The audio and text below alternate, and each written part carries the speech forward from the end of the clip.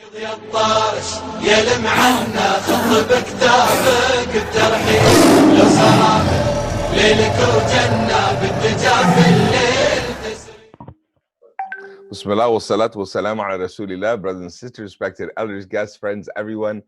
Assalamu alaikum wa rahmatullahi wa barakatuh. May Allah Azza wa Jal bless you. Thank you for tuning in. Please do share the link. And remember, we have a few things that I keep advising everyone every time we start. Number one, get your family together. Grab the kids. I know you might be in separate rooms. This is something really sweet to listen to. And while Sheikh is speaking, you want to ask questions of each other and share some notes. Have a notebook, write this stuff down.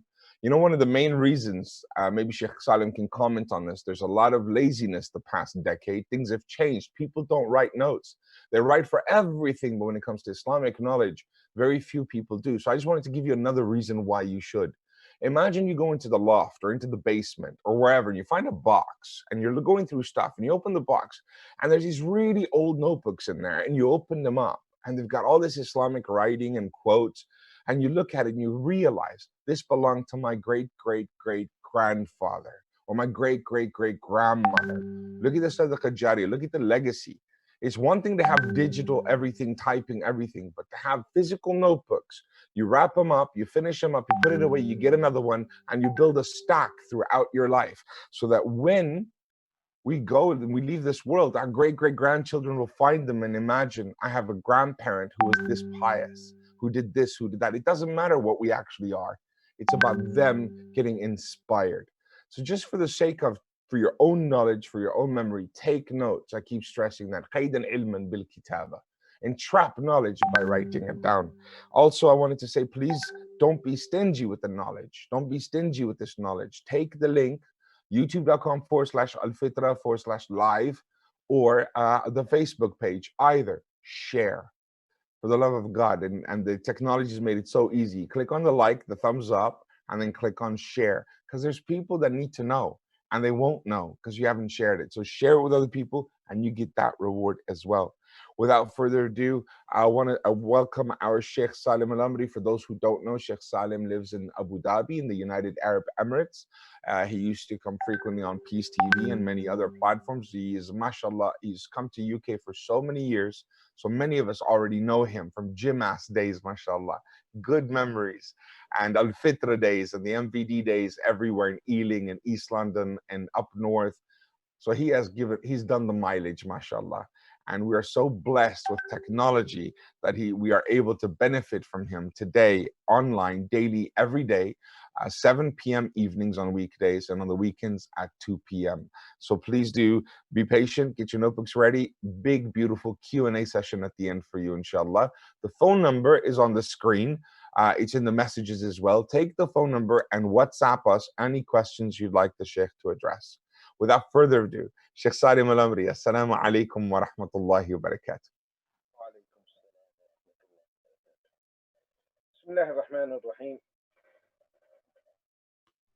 إن الحمد لله نحمده ونستعينه ونستغفره ونعوذ بالله من شرور أنفسنا ومن سيئات أعمالنا. إنه من يهده الله فلا مضل له ومن يضلل فلا هادي له. وأشهد أن لا إله إلا الله وحده لا شريك له. وأشهد أن محمدا عبده ورسوله.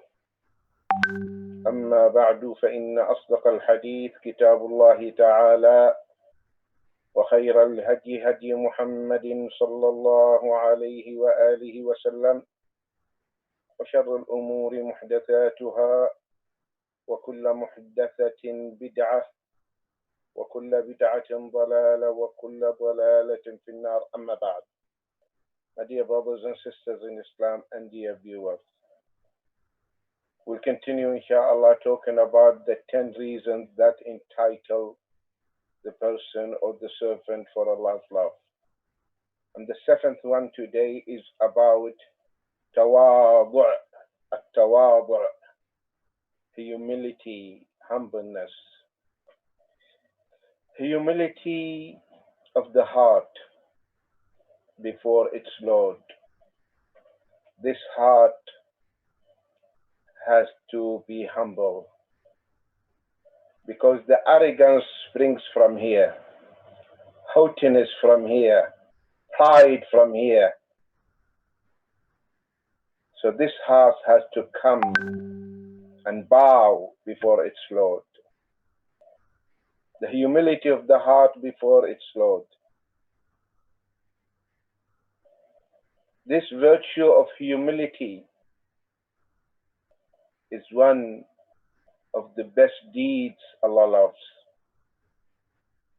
Remember, my dear brothers and sisters, Allah does not look at our complexions or physique, but He looks into our hearts and our actions.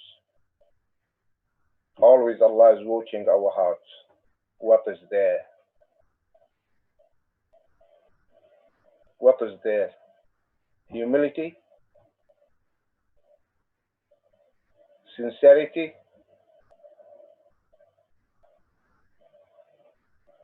Fear of Allah? Love of Allah? Love of His Prophet? Love of the Muslims? Love of the Quran? Love of the Sunnah? What is there in that heart?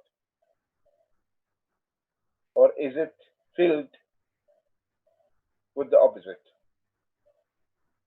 Arrogance, grudge, malice, hatred, greed. Everyone knows what he has in his heart or her heart. My dear brothers and sisters, there is no reason that you become arrogant. Why do you become arrogant? Why? Because of what?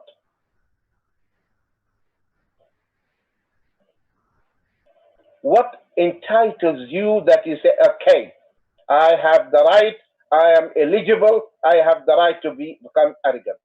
What is it? Wealth? Who gave it to you? Because you are wealthy, because you are multi-millionaire? Who gave you that wealth? The one who gave it to you can take it just like that. Overnight, you become bankrupt. And history tells us, and the examples are so many. So why do you become arrogant? Your health, your physique, your body, soon all that will go. Don't we reflect on the qasas, the stories in the Quran? If you are a ruler and your Satan tells you to become arrogant, remember Fir'aun. What happens to him? The king of Egypt, drowned in the sea. If you are a wealthy person, rich, remember what happened to Qarun. He is still in the earth. The earth is swallowing him and he is sinking.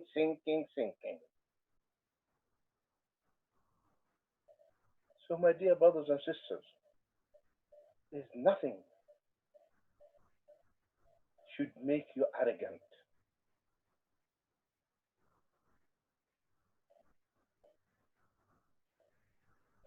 Subhanallah, Imam Qurtubi in his tafsir, Surah Al-Ma'arij, Ayah 39, he quoted that Mutarraf bin Abdullah bin al-Shakhir, he saw Al-Muhallab bin Abi Sufra walking in a way that shows arrogance. That walk he didn't like. So he wanted to advise him. So he told him, "Oh Muhallab, come down to earth. Come down to earth. Then he told him these beautiful words, which describes who are we. He told him, O Muhallab, awwaluka nutfatun madira. Don't become arrogant. Humble yourself and realize the fact and the reality of you.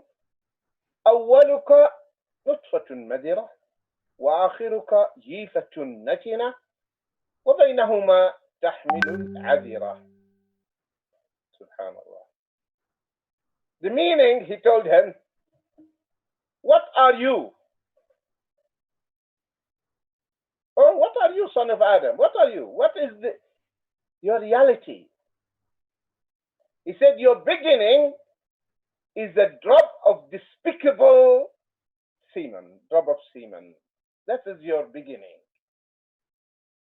That despicable drop of semen, sperm, that is your beginning. Remember, that thing which you, when you see it in your clothes, immediately you wash it away. You don't accept it. So that is your beginning.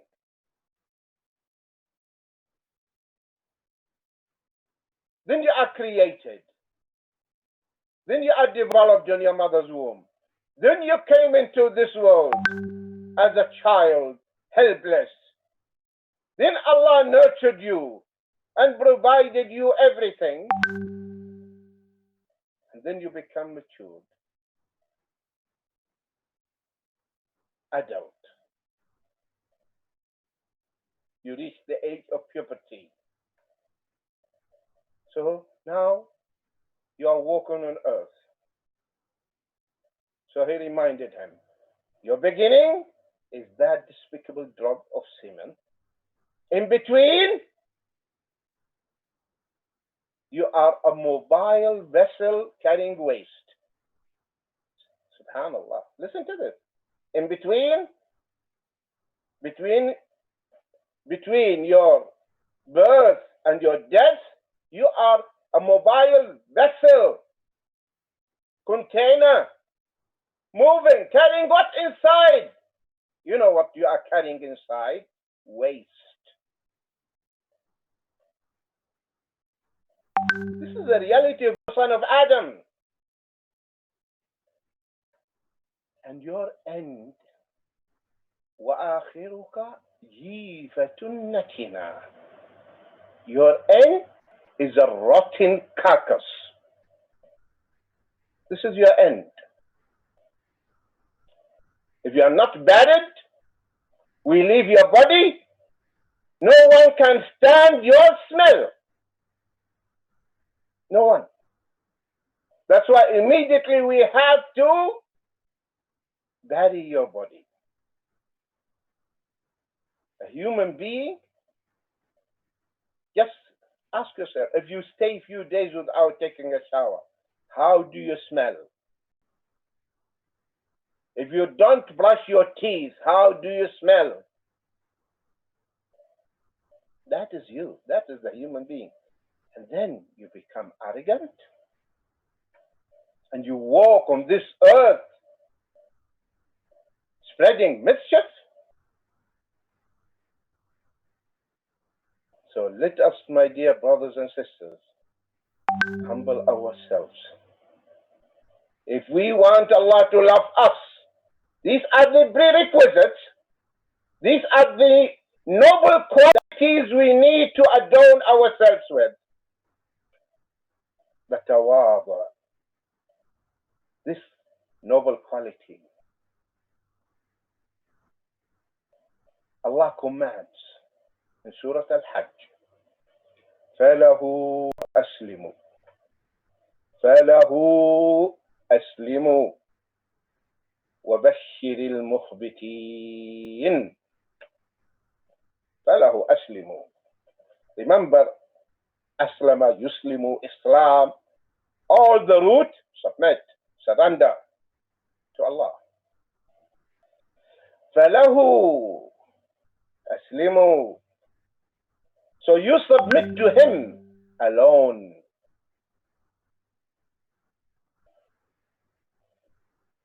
And because of your submission to Allah, who hates arrogance, you lower yourself. You come down to earth. So you submit to Him alone and give glad tidings.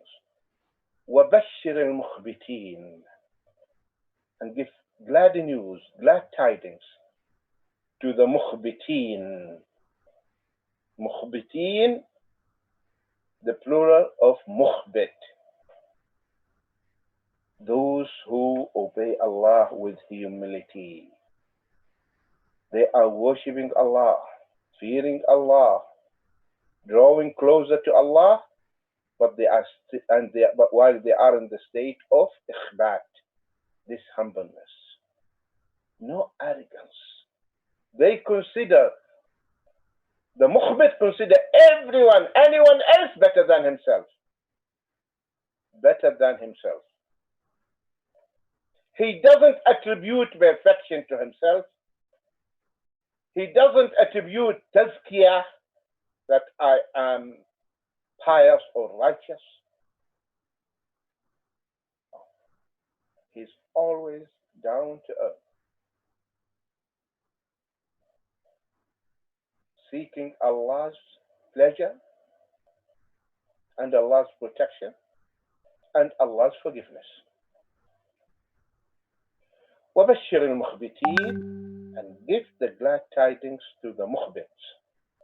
Mukhbitin, those who obey Allah while they are in the state of humility. They are humble. Also, Allah subhanahu wa ta'ala describes His servants, the true servants of Allah. The true servants of Allah.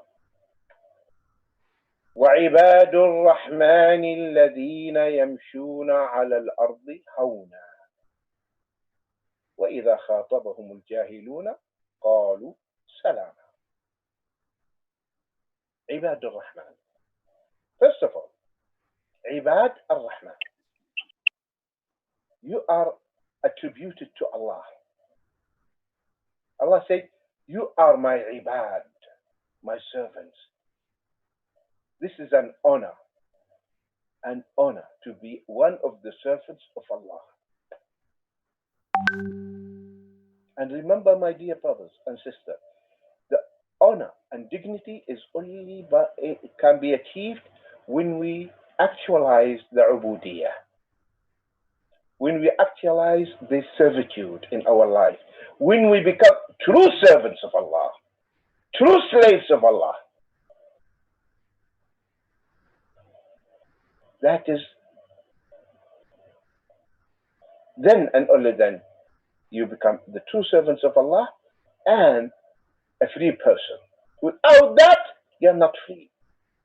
If you are not a true servant of Allah, you are not free. You are slave for other things. For your shaitan, for your money, for many things, many false idols. وَعِبَادُ الرَّحْمَنِ, of the servants of the most merciful. What is their quality? What is their characteristics? وَعِبَادُ الرَّحْمَنِ الَّذِينَ يَمْشُونَ عَلَى الْأَرْضِ هَوْنًا, are those who walk upon the earth in humility. Humility. They are not spreading corruption. They walk on earth humbly. Are those who walk upon the earth in humility. وَإِذَا خَاطَبَهُمُ الْجَاهِلُونَ قَالُوا سَلَامًا. وَإِذَا خَاطَبَهُمُ الْجَاهِلُونَ قَالُوا سَلَامًا. And when the ignorant, the fools, address them, they say words of peace. Salam, peace. They are not free to argue, because this vain argument is a waste of time. And the Muslim has no free time. The Muslims, his time is his life. As Al-Hasan al-Basri and Some of the Salaf said, you son of Adam consist of minutes and seconds. So every second passes away, part of you is gone. Look at the clock now on the wall, it is ticking. That is, every second, part of you is gone. Finish. You cannot get it back. So time is not gold, time is your life. Every minute you are getting closer to your grave. Every minute, every second, you are getting closer to the grave. And you know what the Prophet ﷺ said? The average lifespan of my ummah between 60 and 70. If you are already in the 60, what are you waiting? Prepare yourself. If you are almost there to reach the 60, get ready, pack up. Get ready for the journey. Soon you will leave. No time to waste with the fools and wasting your time in vain arguments.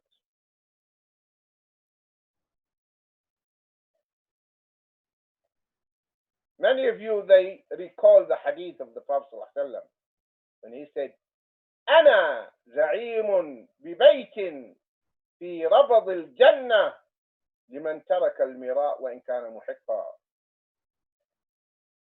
He said, I guarantee a house in the Jannah for the one who leaves the idol on vain talk or vain argument, fruitless argument, useless argument. Even if you are right, even if the right is with you, you are arguing with someone, but he doesn't want to accept the truth, don't waste your time. Because if you carry on argue, you are losing that palace or that house in the Jannah. But if you leave it, you say, sorry, we'll end the conversation here.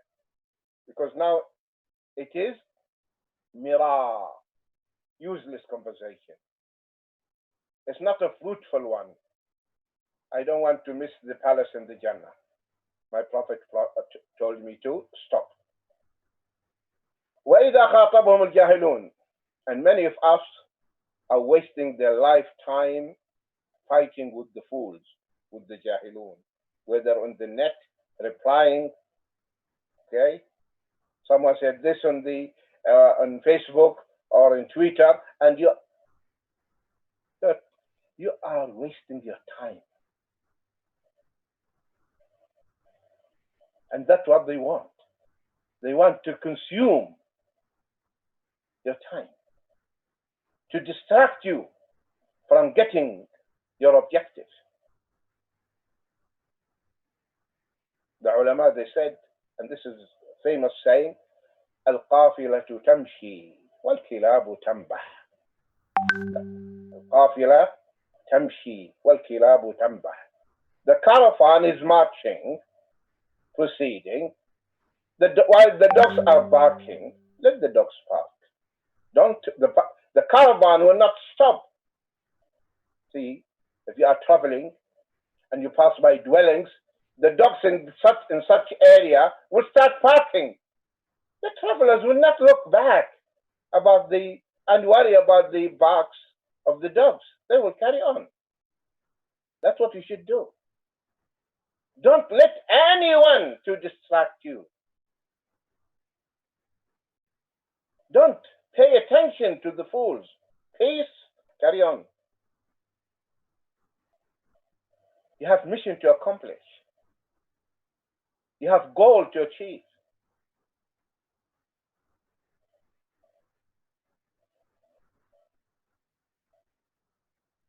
One of our mashayikh told us, I want you to toil and work hard in one of his circles.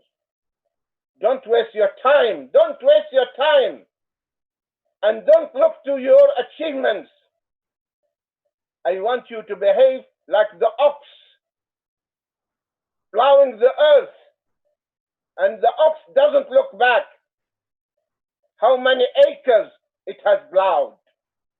Just keep working. Go ahead. I have achieved this. I finished this stage. What is next? And that's it. Don't waste your time. وإذا خاطبهم الجاهلون قالوا سلاما.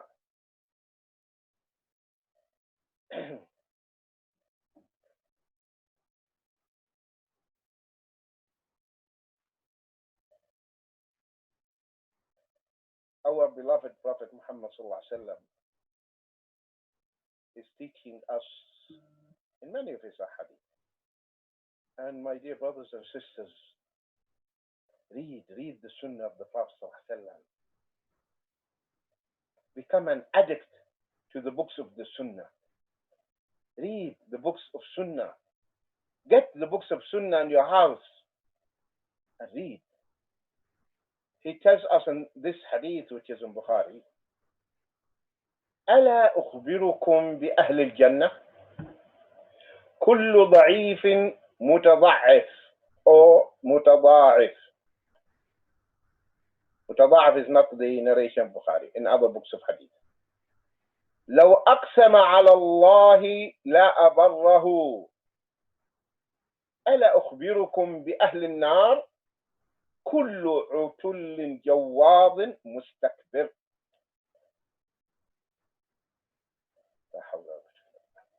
The meaning, shall I not tell you about the companions of paradise?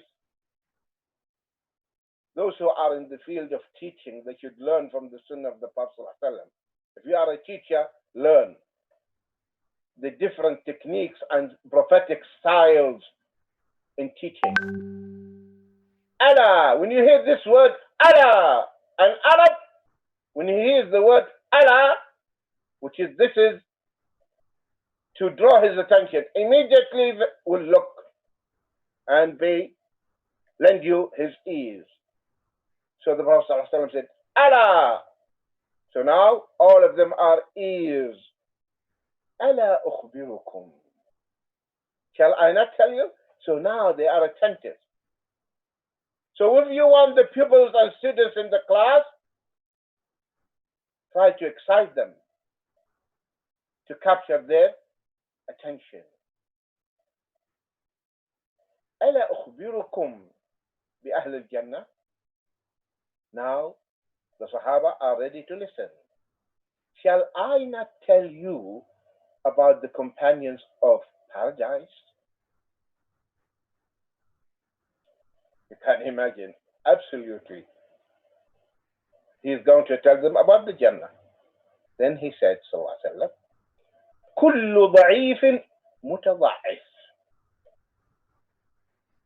They are every humble person considered weak. A humble person, the people consider him weak, not physically, but that's how they look at him. They are every humble person considered weak. But in the sight of Allah, you see now, because the criteria is different, and the criterion is different. People consider him weak, but what is he or she in the sight of Allah? But they are very humble person considered weak, but if they gave an oath by Allah, it would be fulfilled. This person, لو أقسم على الله لأبره. If they gave an oath by Allah, it would be fulfilled.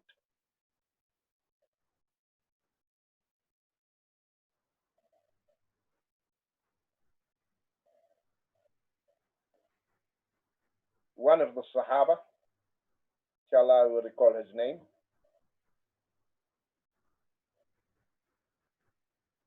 His daughter, his sister, Al-Rubayya, had a fight with another woman, and she broke the tooth of that lady. And you know, tooth for a tooth, the ruling. She should be punished by breaking her tooth. So the family of that lady came to the Prophet ﷺ and he said, Al-Rubayya did this and we want you to judge between us. So the Prophet ﷺ said, Al-Rubayya's tooth should be broken. Her brother said, by Allah, the tooth will not be broken. The Prophet ﷺ said, you are objecting and rejecting Allah's judgment? Allah's judgment you are refusing? But immediately, the heart of the other lady, her family, softened. And they said, no need to break the tooth of Al-Rubayya. No need. They have forgiven or accepted the ransom. When that happened, immediately the Prophet ﷺ said that from among the servants of Allah there are some, if they take an oath by Allah, it will be fulfilled.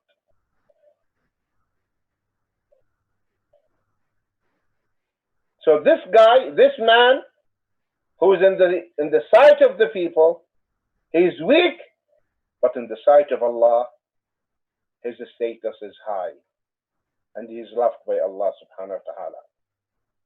لو أقسم على الله لأبره. Abdullah ibn al-Mubarak said,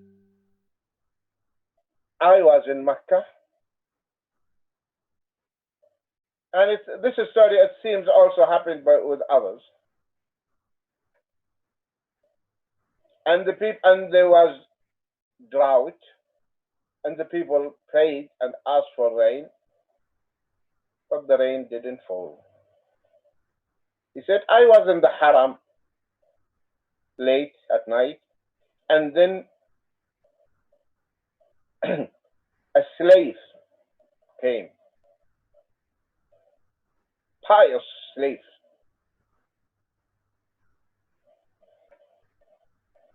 And he raised his hands and he cried to Allah and prayed, and the rain fell. And then he left. I followed him.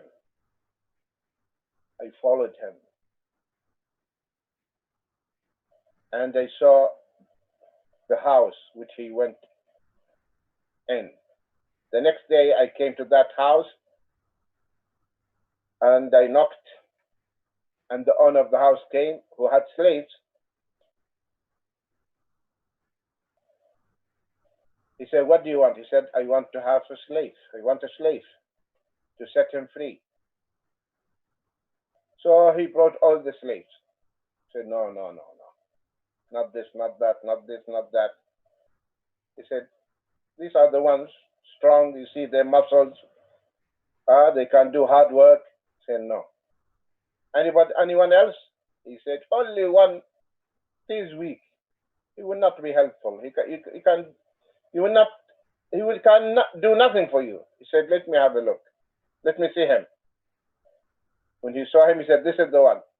And the owner said, no. This one I will not give. This one is a source of barakah. Is a blessed soul. A blessed soul. Subhanallah. Then the Prophet ﷺ continued. ألا أخبركم. Now you see the contrast.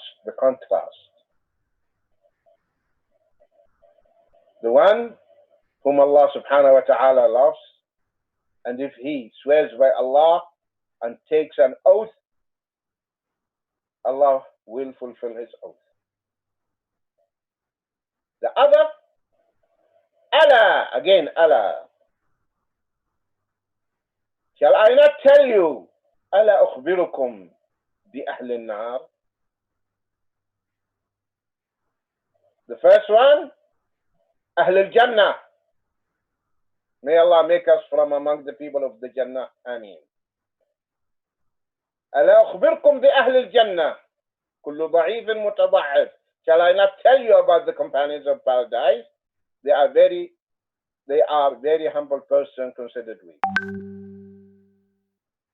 But if he or she gave an oath, by Allah it would be fulfilled. Now, the other group. ألا أخبركم بأهل النار? Shall I not tell you about the companions of hellfire? May Allah save us from the fire.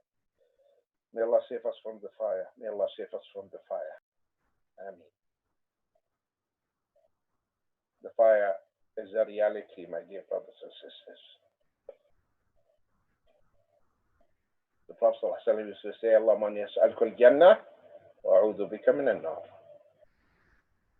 Shall I not tell you about the companions of hellfire? They are every harsh, haughty, and arrogant person. كل عتل جواظ مستكبر. They are every harsh, cruel, bad manners, bad mouth, vulgar talks.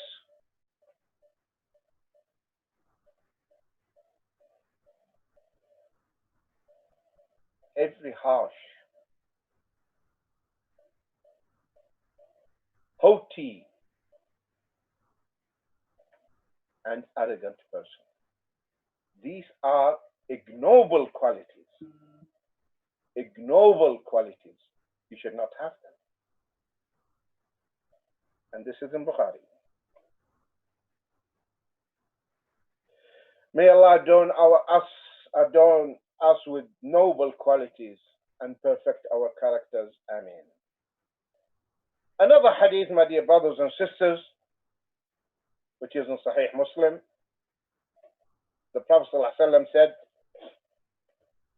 إن الله أوحى إلي أن تواضعوا. إن الله أوحى إلي أن تواضعوا حتى لا يبغي أحد على أحد ولا يفخر أحد على أحد. سبحان الله.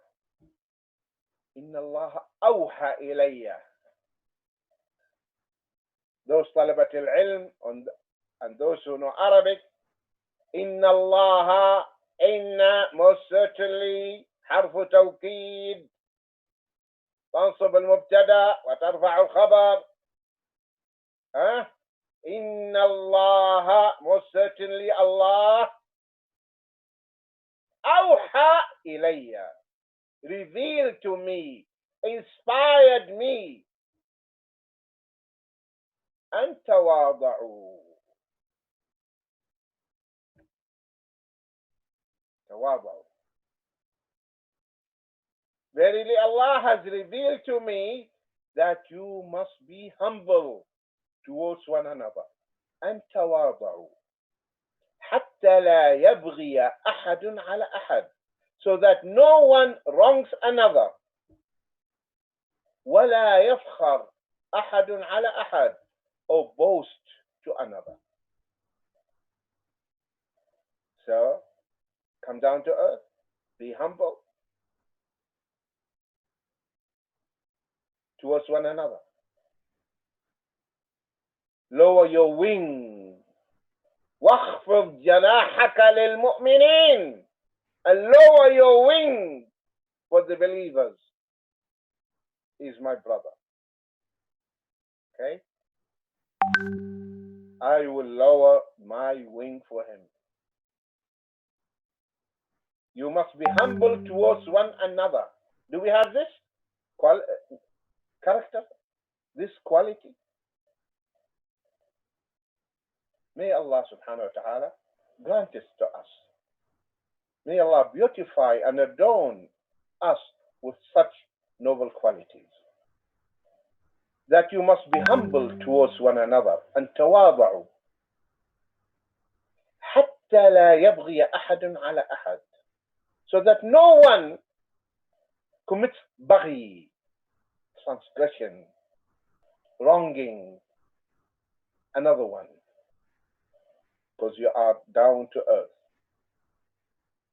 ولا يفخر أحد على أحد. This is also another sickness, to boast about your forefathers, or we are from this class or that caste. Islam doesn't pay attention to any or consider any of these things. The only criteria is taqwa. You are from this class or from that class, from this family. We are from the nobles. We are all children of Adam. And Adam is from the clay.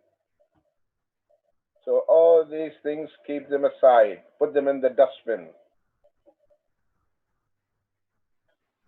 The only quality Allah will consider is the taqwa. Inna akramakum indallahi atqakum. The most honorable one in the sight of Allah are those who fear Allah most. That's it. That's what you need to strive and work on it. Not that you are boasting about your ancestors. We are from this and that, and this is among the Arabs. Oh my God, until this moment.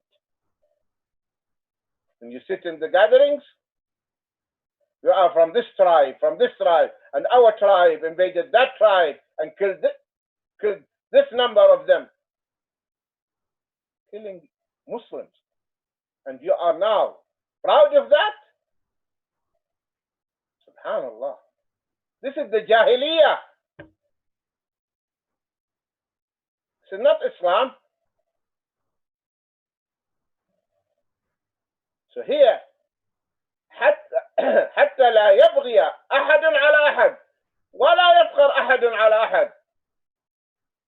Sayyidina Salman al-Farisi was sitting one day, and the Sahaba, they were mentioning their forefathers.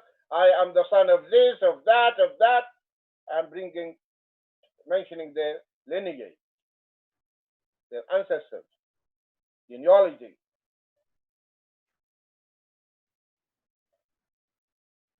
And when they reached Salman, now tell us about you.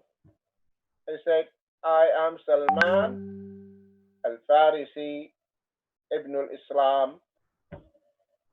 This is my genealogy. I'm Salman, the Persian, the Muslim. أبي الإسلام لا أبا لي سواه إذا افتخروا بقيس أو تميمي. You want to know my genealogy? Lineage is an Islam. When you boast by Qais or Tamim that you are from these two tribes. I'm the son of Al-Islam. Do we have this? I'm the son of Al-Islam. And step over all these Jahili habits. As the Prophet ﷺ said, leave it. It is rotten. Rotten. Because a man passed, not Muslim, by the Ansar. And the Ansar are two tribes, cousins, Aus and Khazraj. And he saw them sitting together, chatting together, happily, cheerfully, smiling. He didn't like that gathering. So he thought like that. I have to say something to spoil this cozy atmosphere. Let me do something. So he reminded them about a battle happened before Islam between the the two clans. And he mentioned it. And that triggers the Jahiliyyah again. Sahaba, yes, Sahaba. Remnants of the Jahiliyyah. And they started arguing, and then they pulled their swords. And one of them ran to the Prophet ﷺ, said, "O Prophet of Allah, hurry up. The Ansar, they will kill each other." And the Prophet ﷺ, he came angry, said, "أتبدعوى الجاهلية وأنا بين ظهرانيكم?" You become proud by something of Jahiliyyah, and you are inviting and calling each other to this Jahiliyyah again? You are reviving the Jahiliyyah again while I am present among you? دعوها, leave it. إنها منتنة, it is rotten. And they realized that this guy fooled them. So the Jahiliyyah, we have to leave it. Allah substituted us with al-Islam. The Sahaba used to say about regarding Sayyidina Abu Bakr radiallahu anhu, our master, Sayyiduna, wa a'taqa Sayyidana. Our master, they mean Abu Bakr, who emancipated and set free our master, Bilal, our master. And today we say, Sayyiduna Bilal.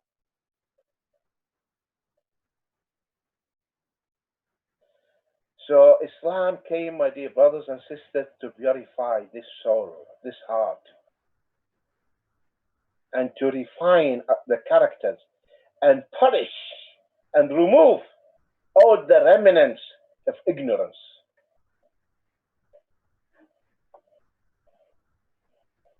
إن الله أوحى إلي أن تواضعوا حتى لا يبغي أحد على أحد ولا يفخر أحد على أحد. Allah has revealed to me that you must be humble towards one another, so that no one wrongs one another or boasts to another. In another hadith, which is in Sahih Muslim, the Prophet ﷺ said, ما نقصت صدقة من مال ما نقصت صدقة من مال وما زاد الله عبدا بعفو إلا عزا وما تواضع أحد لله إلا رفعه. الله أكبر. ما نقصت صدقة من مال.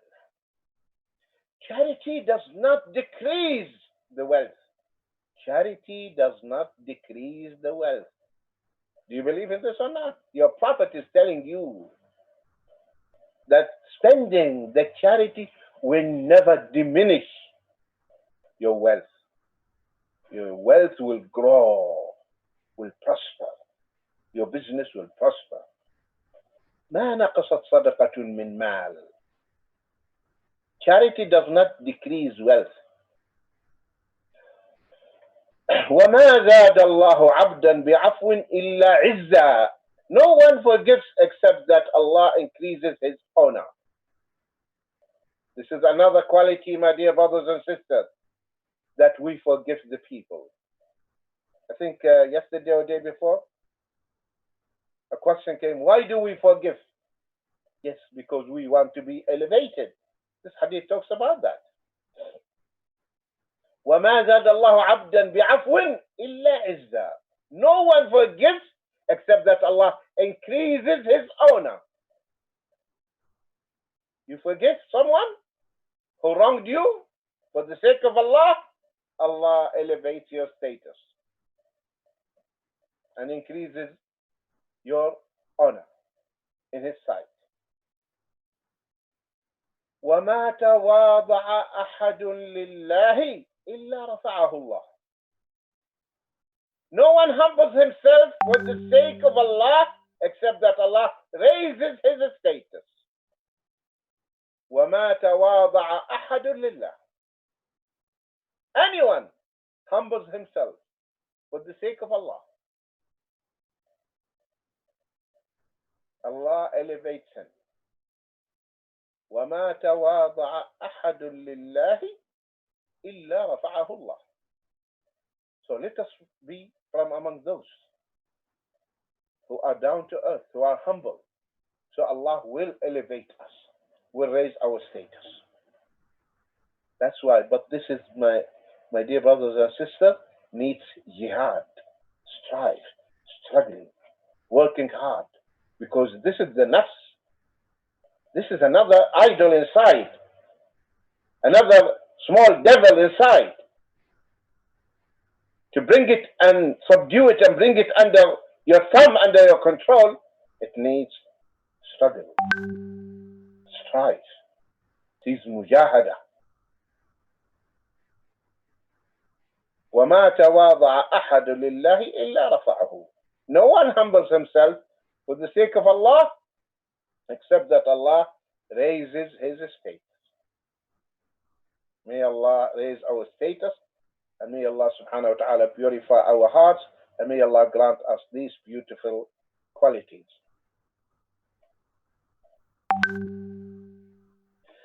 In another hadith,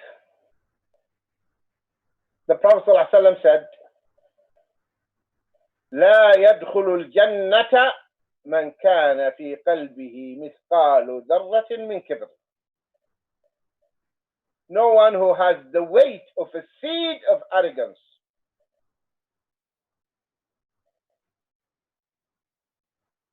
مثقال ذرة.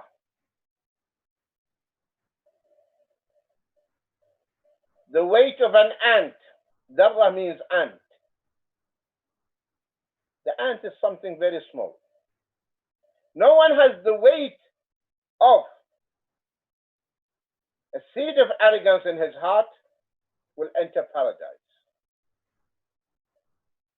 If you have small arrogance, little arrogance in your heart, equivalent to the weight of the ant, you will not enter the Jannah. And everyone knows himself and herself. Everyone knows what is inside.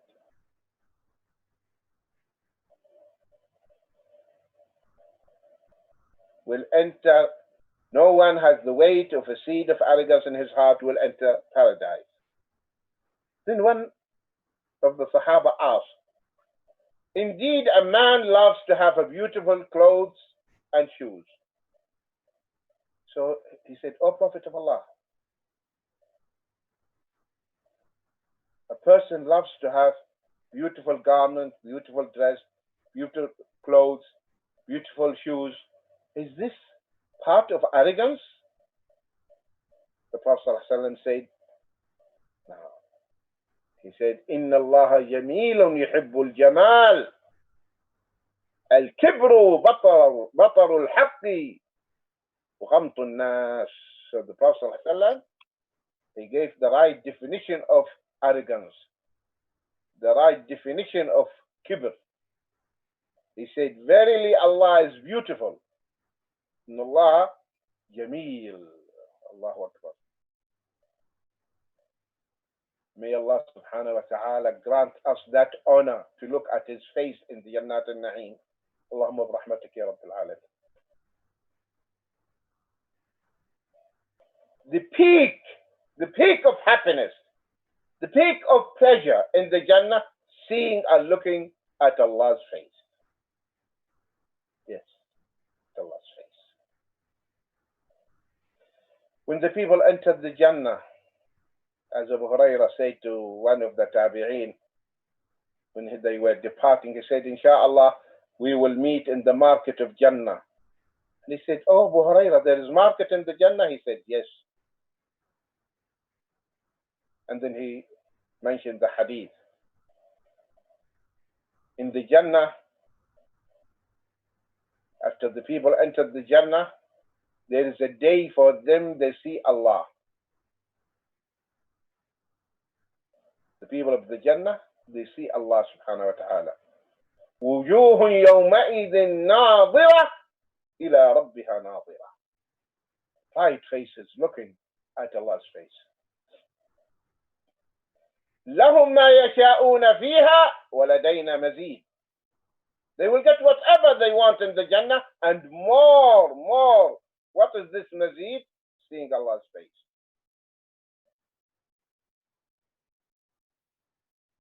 So the people in the Jannah from the different ranks, they meet in a place on piles of must, pulpits of light. Then Allah appears to them. And they look to Allah. They see Allah. اللهم اجعلنا منهم يا رب العالمين برحمتك وفضلك. May Allah make us from among those who will look at the face of Allah Azza wa Jal. Ameen. Ameen.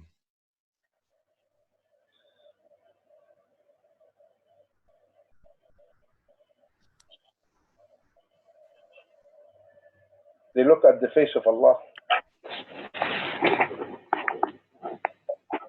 Ameen. Talks to them. And after that, He tells them, now you can go back to your families.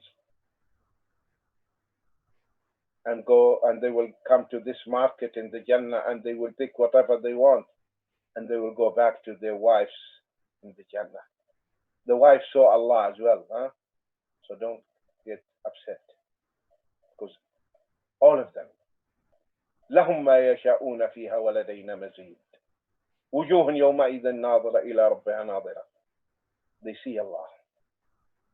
Now,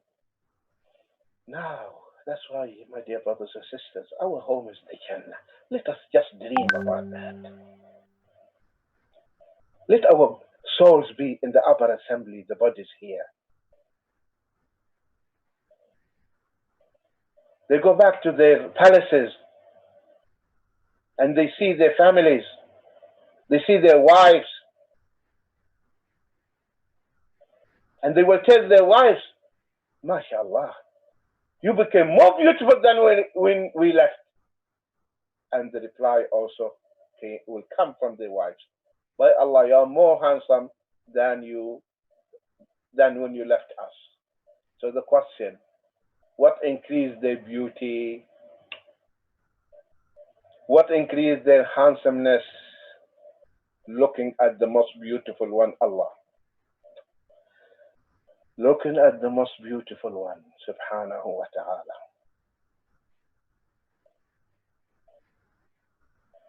If Yusuf alayhi salam was giving half the beauty of the human beings, half only. And because of that, the women, they cut their fingers. They were mesmerized. They couldn't feel that they were cutting their fingers. They dropped jaws and they looked at him. Allah subhanahu wa ta'ala, Inna Allah Jameel. Allah is beautiful. Something you cannot. That's why His names are the most beautiful. Asma'ul Husna. Because He is the perfect. Inna Allah Jameelun. Yuhibbul Jamal. Allah is beautiful. And He loves beauty. Al-Kibr, now the Prophet ﷺ is defining what is arrogance. Al-Kibru, arrogance, means rejecting the truth. Batarul haqq. You don't accept the truth. You don't accept the truth. You become arrogant. You hear the hadith of the Prophet ﷺ and you are rejecting it. You hear the hadith of the Prophet ﷺ and you are rejecting the hadith of the Prophet ﷺ. And you know the hadith of the Prophet ﷺ is authentic, but because it goes against what you are doing or what you have been taught, so without fear of Allah, you are rejecting the hadith.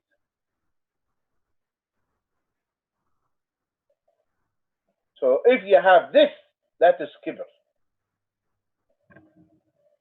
Don't you know that all the four Imams, rahimahumullah, said, إِذَا صَحَّ الْحَدِيثُ فَهُوَ مَذْهَبِي. If the hadith is authentic, then that is my madhab.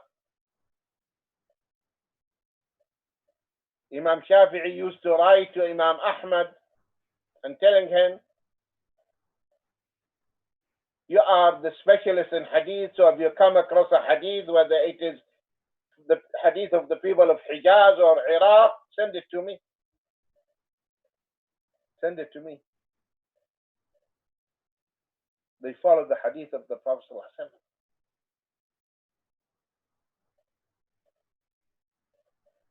Imam Shafi'i, when a man asked him about an issue, a question he asked him, he replied and he mentioned the hadith. He said, okay, this is the Prophet's answer. How about yours? Imam Shafi'i's eyes turned red, but very upset. He said, what do you think? Do you see me wearing zinnar? Do you think I'm a non-Muslim?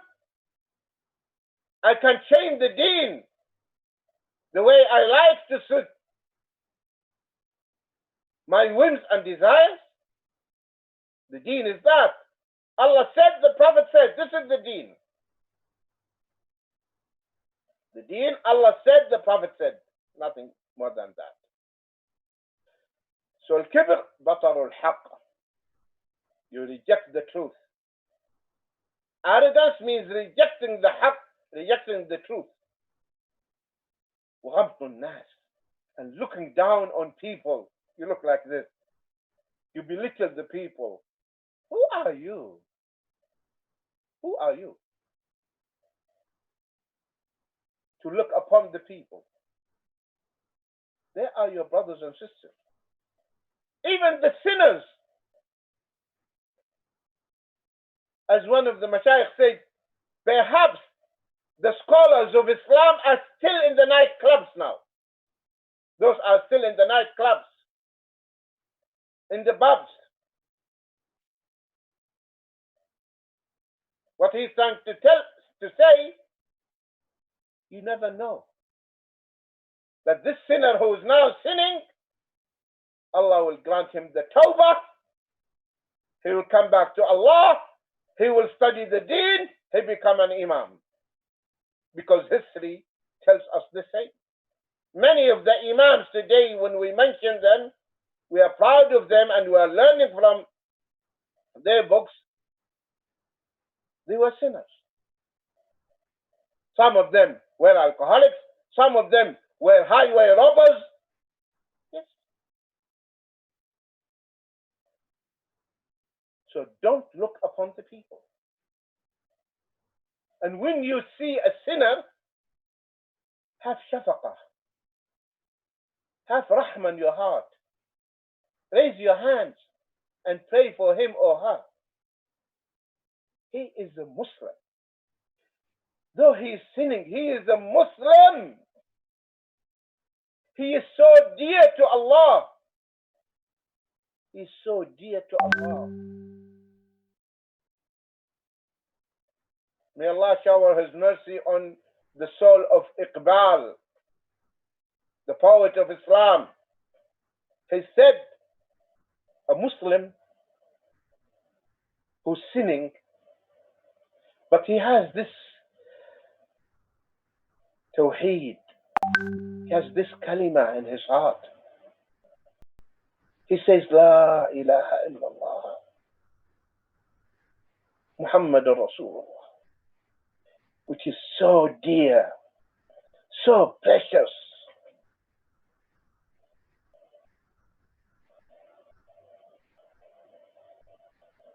He said, the likeness of a Muslim who's committing sins, like piece of diamond, jewel, but it is thrown in the dunghill. It is diamond, but where is it? Where is it thrown? In a dunghill. If you pass by a piece of diamond in the dunghill, are you going to leave it? Or you are going to pick it, wash it, polish it, it will shine again. This is the Muslim who's sinning. He needs someone to give him a hand, to give him hope, to embrace him or her, and show them the way, and they will shine again. Yes, they will shine again. So arrogance means rejecting the truth and looking down on people.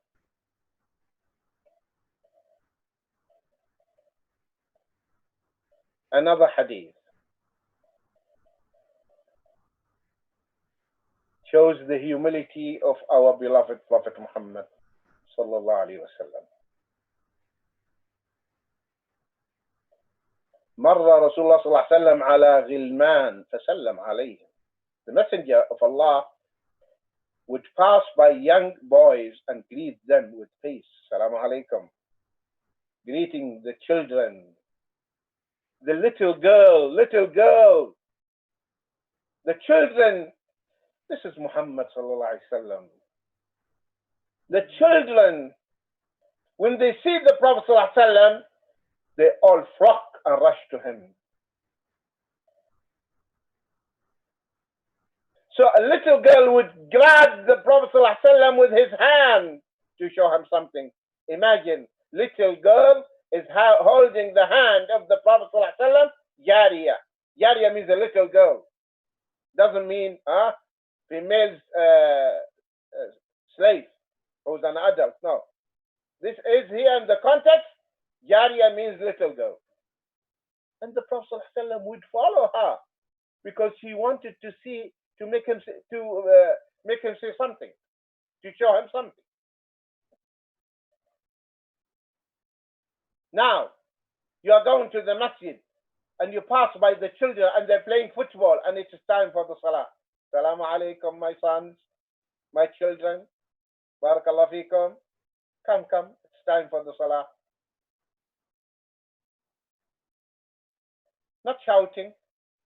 Don't shout. Give the salam. Learn from your Prophet sallallahu alaihi wasallam.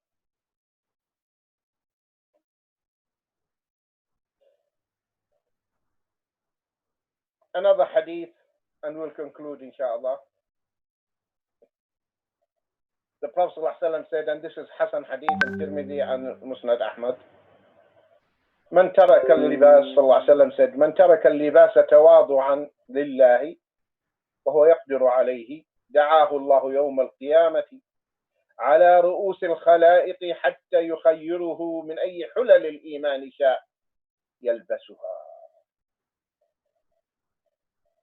من ترك اللباس تواضعا لله. Whoever gives up fine clothing out of humility for Allah, while he is able to wear them. He is well off, he is rich, but he is dressing moderately. He's not buying very expensive clothes. Though he can afford that. No. This is enough for me. I can spend fi sabilillah. That's why if you have fiqh, you will know how to make business with Allah subhanahu wa ta'ala. How to make tijara with Allah.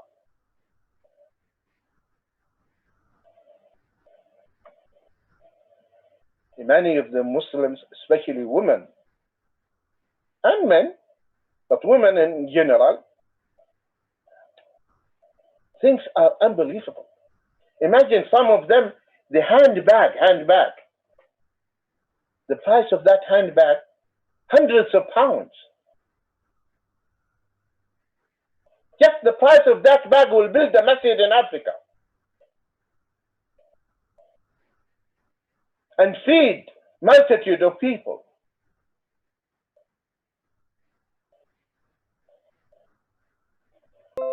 What that handbag will do for you? So here the Prophet ﷺ is telling us how you sort your priorities. من ترك اللباس تواضعا لله. Whoever gives up fine clothing, very expensive one, out of humility. وهو يقدر عليه. For Allah, while he's doing this for the sake of Allah. When he's able to wear them, then what will happen? What will be his reward? Then Allah will call him on the day of resurrection. Allah will call him on the day of resurrection in front of all his creation, and he will allow him to choose whichever garment of faith he desires. Whatever garment you want, choose. You left it for my sake. This is now for you. Choose whatever you want. Just like Allah subhanahu wa ta'ala will call on the day of resurrection the ones who control their anger. Say, those who control the anger, get up! And he will tell you, choose from among the huriyat.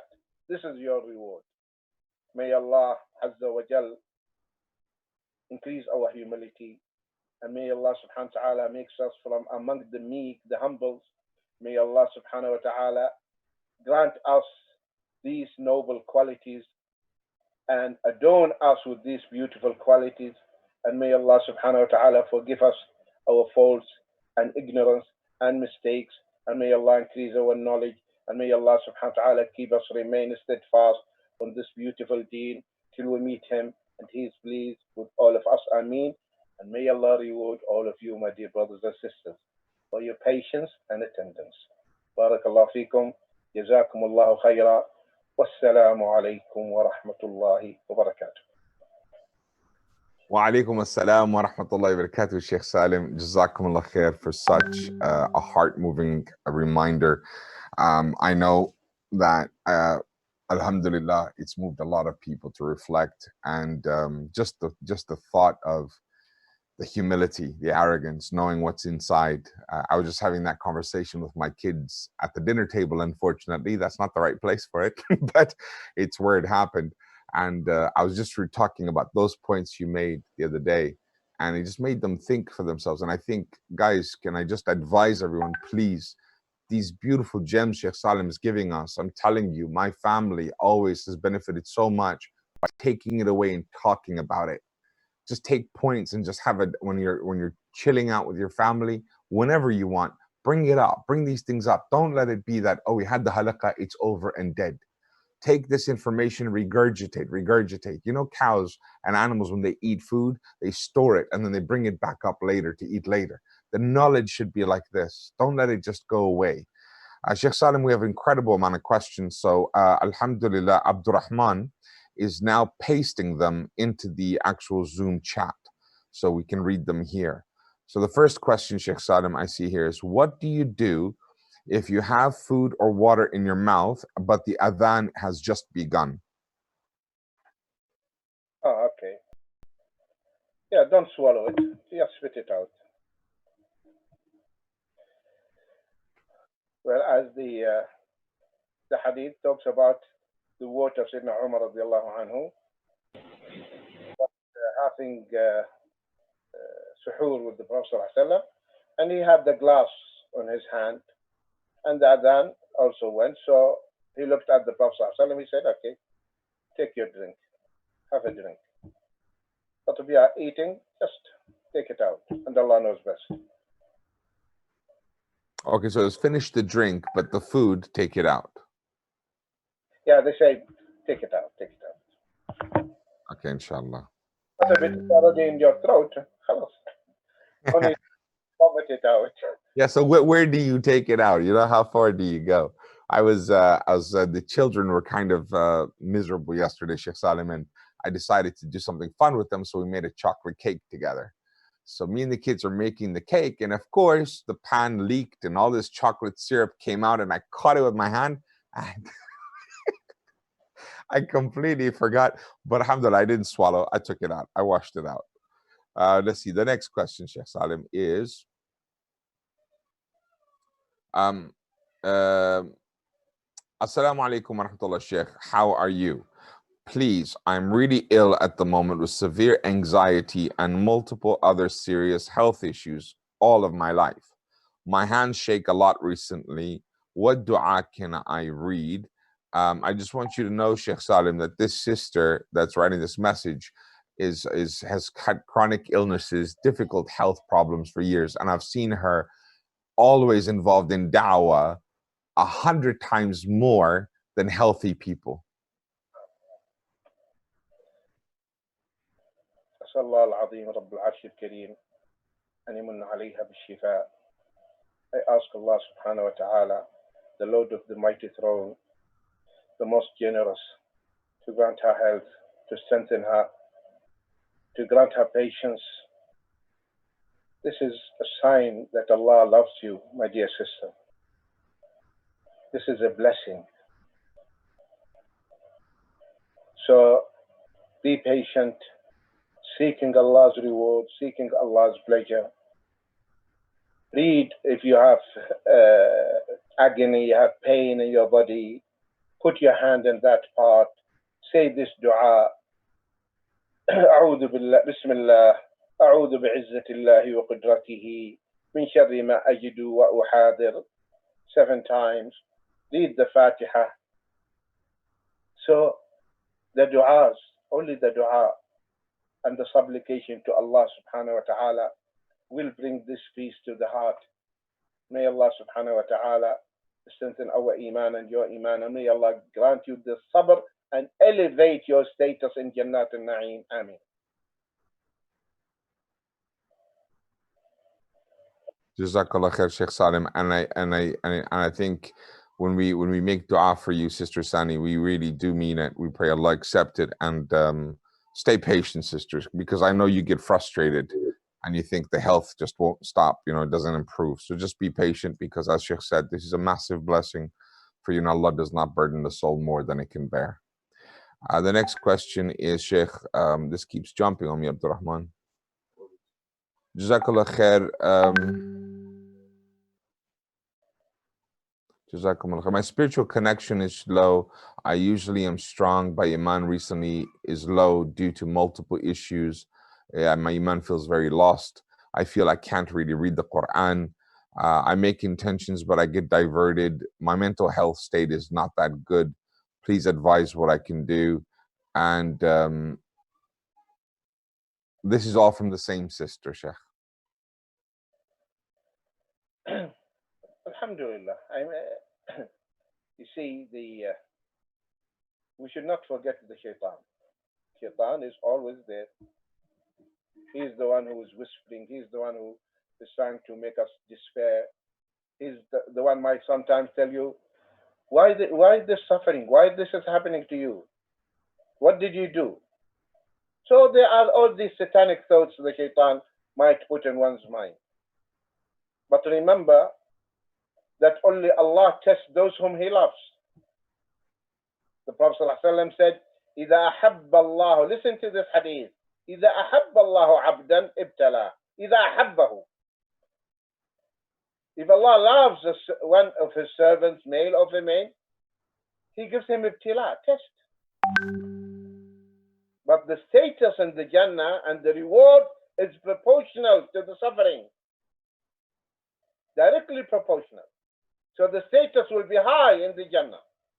And I remember one of my mashayikh, Sheikh Mustafa Makki, rahimahullah ta'ala, and this is one of the shuyukh, Mustafa Makki, rahimahullah, one of the shuyukh who really had great impact on me. His words. He was gigantic, he was tall and built, mashallah, strong, a bit fat. Then he fell sick. And subhanallah, guess what? All his classes before his death was talking only about death. All the classes he conducted prior to his death talking about the maut, the janaza, the burial wash, as if he's sensing that death is approaching. Then we visited him, his students, we visited him in the hospital. And one of my brothers asked him, Sheikh, how do you feel? He became so thin. He said, ذَلِكَ فَضْلُ اللَّهِ. He said, what is this, Sheikh? What happened? He said, ذَلِكَ فَضْلُ اللَّهِ يُؤْتِيهِ مَنْ يَشَاءُ. This is Allah's bounty. He gives it to whom He wills and whom He likes. This is a grace. This is a gift from Allah subhanahu wa ta'ala. What happened to me? That is the shukr. That is the rida. That is the rida. That is the contentment. We all know what happened to our Prophet Dawood alayhi salam. Yes, he's a prophet of Allah. Because that's why the higher, the tougher the test, those who receive the toughest test are the prophets, and then those who are closer to them. So sabr, sabrun jameel, my sister. Sabrun jameel, patience, patience. وَبَشِّرُ الصَّابِرِينَ وَبَشِّرُ الصَّابِرِينَ, and convey glad tidings to those who are patient. May Allah reward you for your patience. Ameen. Ameen. Jazakumullah khair, Sheikh Salim. Beautifully explained. Sister Sani, we're making dua for you. You mean a lot to the ummah, you and your family. Allah Azza wa Jal secure you and preserve you and give you good health. Ameen. Can you help, Sheikh Salim, can you help me? Can you please help me? My menses has started, monthly has started, and it stopped in 2 days. It started and it stopped in 2 days. Then 3 days, I resumed fasting. Then I noticed that I started to bleed again for 2 more days, but very light. And now someday there is something and some there is nothing. I'm unsure when to fast. If I stop fasting and it's not menses, do I have to pay and do consecutive 60 consecutive fasts for not fasting on purpose? This is the dilemma. Her concern is because she's choosing not to fast. Okay, alhamdulillah. See, the women at the time of Aisha, when they get their menses, Aisha is the doctor, is the expert, radiyallahu anha. So then they will ask her, can I start praying? Can I start praying? Can I start praying? So they would send piece of cotton soaked in a fluid that a woman will put the piece of cotton and there will be traces, and you would show it to Aisha. And Aisha used to tell them, do not start praying until you see the white sign. The white sign, which is the whitish fluid, which is an indication that now the period is over. Some women might not see this. They become dry. They become dry. So the dryness, when there's no traces of blood, then that is also a sign. And every woman knows the number of days of her period. Yes, the number of days sometimes can increase, sometimes can decrease. So before seeing the sign of purity, he is still in the period or in the menstrual cycle. So it seems the questioner, she did not become clean. She thought. That's why the color now, the blood, traces of blood are coming again. But if she saw the sign of purity, the women, they know what I'm talking about. If she saw the sign of purity, then after that, she's seeing muddy colored fluid, she should just ignore it. After seeing the sign of purity, she should not consider if it is colored after that. كنا لا نعد القدرة والصفرة بعد الطهر شيئا. So after seeing the sign of purity, if now the fluid is colored yellowish, you just ignore it, take your ghusl, take your wudu and pray. Is this clear to the questioner?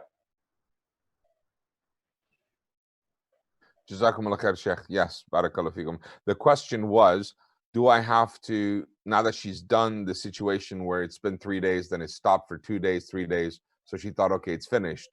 Then she started again fasting.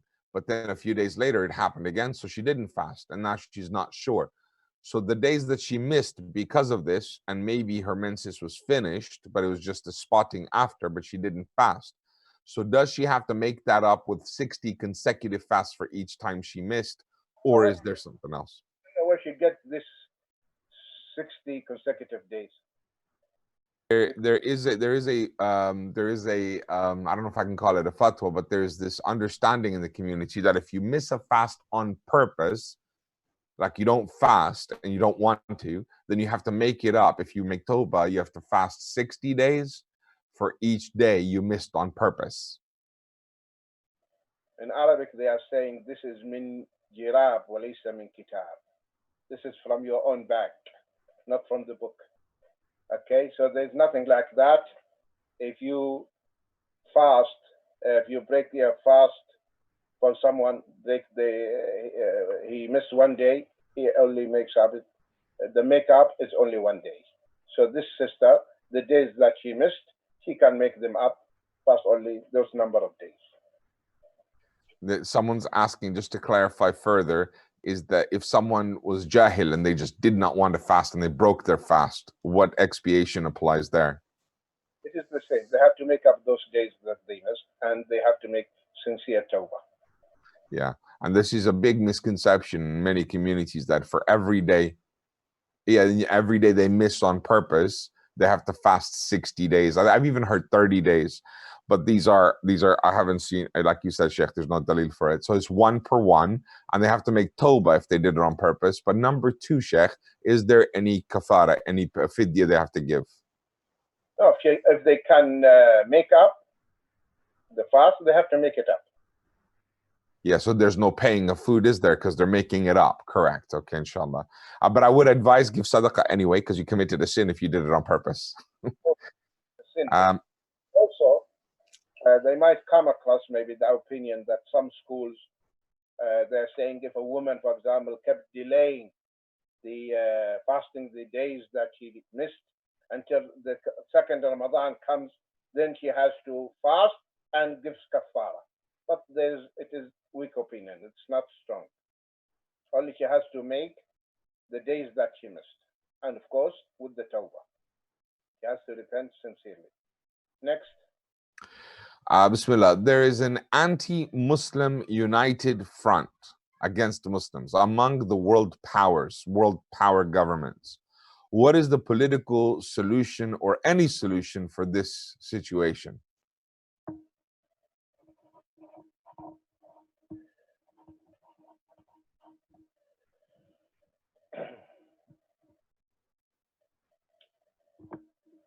Well, the enemies of Islam are so many. The enemies of Islam are organized. They are working against Islam. This is natural from day one. But remember, we have to carry on presenting the da'wah, giving the da'wah. We should not make them distract our focus. We should not lose focus. We know, of course, group of the Muslims, they need to expose their lies. There should be websites, there should be televisions refuting them. But not all the Muslims, they just divert their efforts just to combat or encounter them. No, a group of the Muslims, okay, they seek by that Allah's reward. They should refute what they are saying. And the rest, they should focus on the da'wah, approaching those people who are sincere and looking for the truth. Is this clear?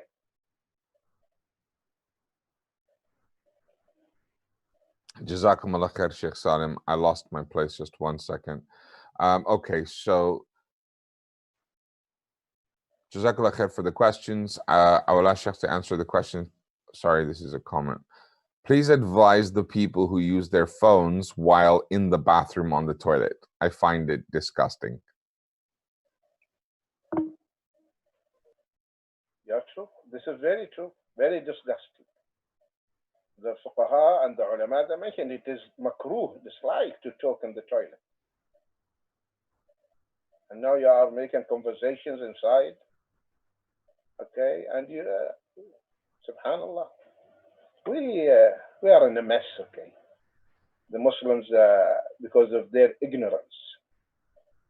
Subhanallah, he is responding to the call of nature, and he is holding the phone and he is talking. These are manners. These are adab. Next question, please.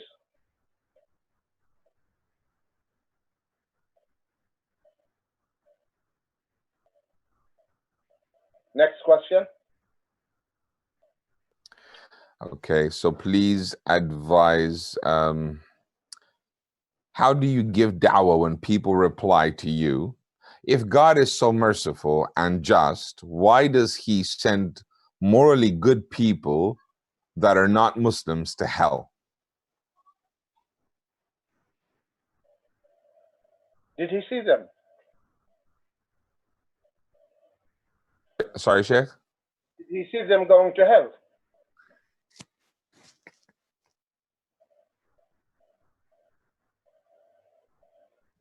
I never thought of that answer, mashallah, subhanallah. That's true. You haven't seen them go to hell.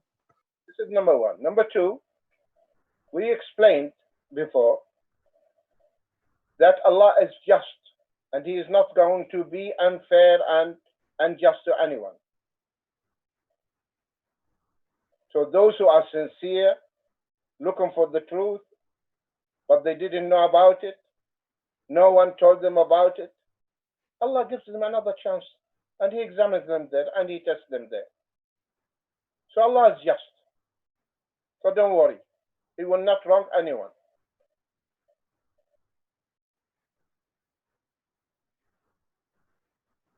Next. The next question, Sheikh Salim, is a woman is asking, my husband treats me like I am one of the children.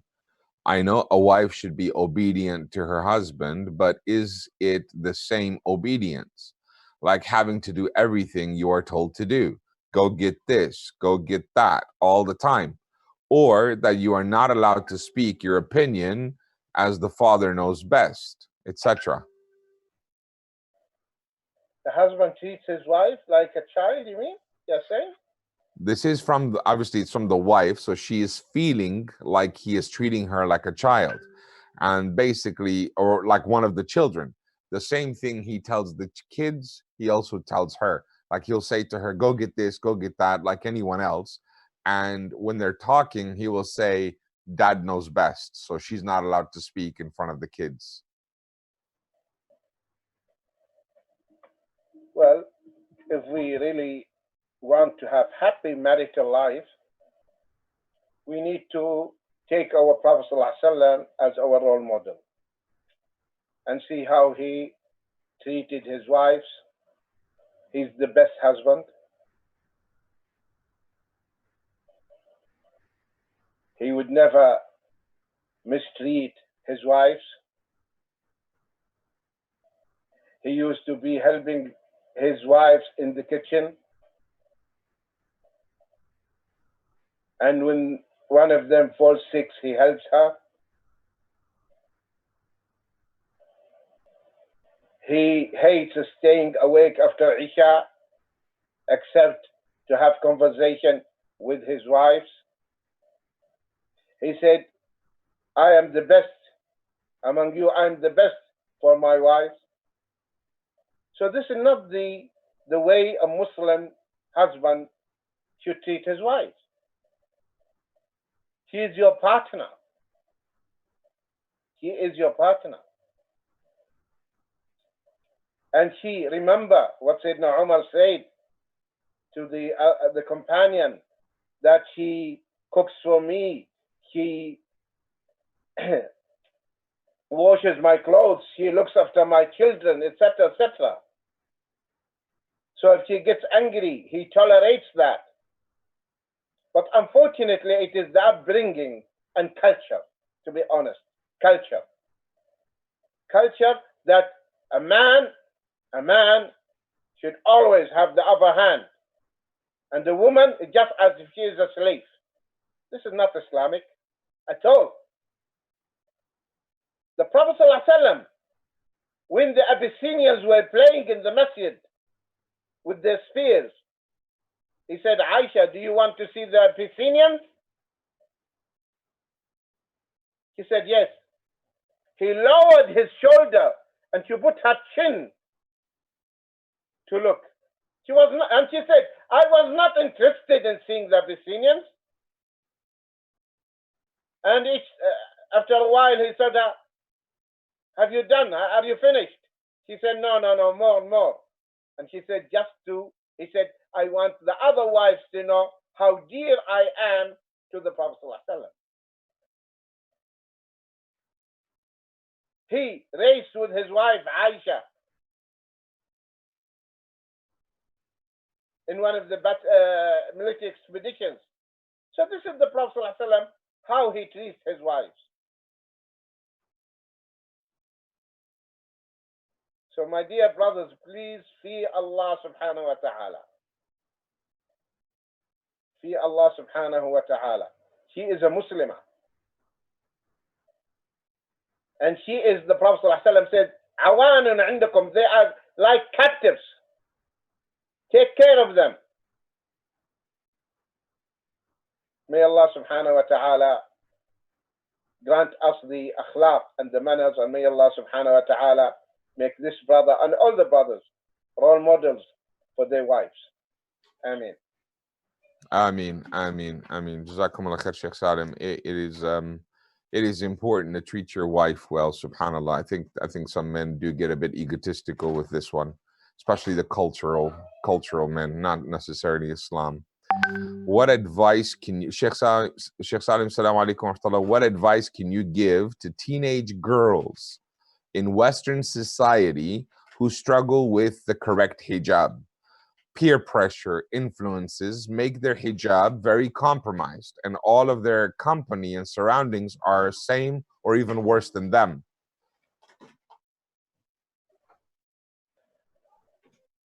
May Allah subhanahu wa ta'ala protect you. May Allah subhanahu wa ta'ala strengthen your iman. Ameen. Be proud, my dear sister, of your faith. Raise your hand up. You're a Muslimah. Don't compromise. Dress decently. Fulfill the conditions of the hijab. Don't wear this hijab which is decorative, draws people's attention. Subhanallah. You know the hadith of the Prophet ﷺ when he said two types of the people, and he mentioned the woman in Sahih Muslim, dress yet naked, dress yet naked. Today you'll find a sister wearing niqab, gloves, and tight abaya, and you can see her waistline. Is this hijab? So fulfill the conditions of the dress, of the hijab, the Islamic hijab, which means the conditions should be, it should not be attractive, it should not revealing, and be proud. Izzah. This is what we are missing, the izzah. That I'm a Muslimah. This is my Islam. I will not compromise my hijab. If the others are, someone is showing her the fringe, someone is showing half of her hair, don't do that. May Allah strengthen your iman, and may Allah subhanahu wa ta'ala keep you remain steadfast. Ameen. The last question, because it's almost Maghrib here. Yes, Sheikh, sorry, it is. I forgot to look at the time. We're just benefiting so much. Allah Azza wa Jal give you Jannah for those. Thank you for that answer. Young sisters are struggling really bad with their hijab, Sheikh. Let me give you one more question. Sorry, Afwan, go on. We need to encourage them. We need to encourage them, boost their morale. Okay? Not we are trying to tell them, no, don't be a fanatic, don't be extremist, don't be this. Islam is flexible. Islam, what flexible? Until we lose everything, they need to be encouraged. Yes. I think I prefer we end on this one. I have more questions. We can save them because I see this is a big problem in the West, Sheikh Salim. It's massive. The hijab has become a fashion on YouTube and Instagram and Snapchat, where girls are becoming famous, 1 million, 2 million followers, making lots of money, teaching people how to style their hijab. And it's actually seen as a religious thing. It's seen as someone religious. Like the people approach it as someone that may be someone we should. Something happened. What is the question? Oh, sorry. I was just saying I prefer we just finish on this subject on the girls because they are in a very serious problem with the media. Social right now on social media, on Instagram, on YouTube, and places like that, there are girls that are getting a lot of followers, a lot of money, etc., just for teaching how to wear hijab in a colorful way. So it's a big fitna right now with this whole styling of the beard with men and styling of the hijab with women and makeup now. So it's Islamic halal makeup because it's not too much, but it's just a little fair. You don't. There's no line. There's no draw line of okay. Don't cross here. I think it's far more serious to end on this point. If you like, Sheikh, maybe you can elaborate a bit more.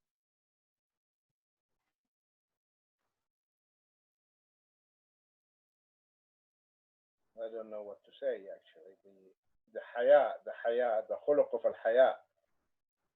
The haya is the most important thing. When they describe the character of the Prophet ﷺ, they said he is more shy than the girl, because the girls of the Sahaba so modest, so shy. That's why when a man proposes, she cannot say, I want him. She will keep quiet. That's why her silence is a consent. So this is what the khuluq of the haya, as the Prophet ﷺ, wal haya shu'ba min al-iman. This modesty, shyness, it is deteriorating. It's deteriorating, the haya. The Sahabiyat, yes, they were praying behind the Prophet ﷺ, but when she sees a man, she tried to get close to the wall as if she is clung to the wall.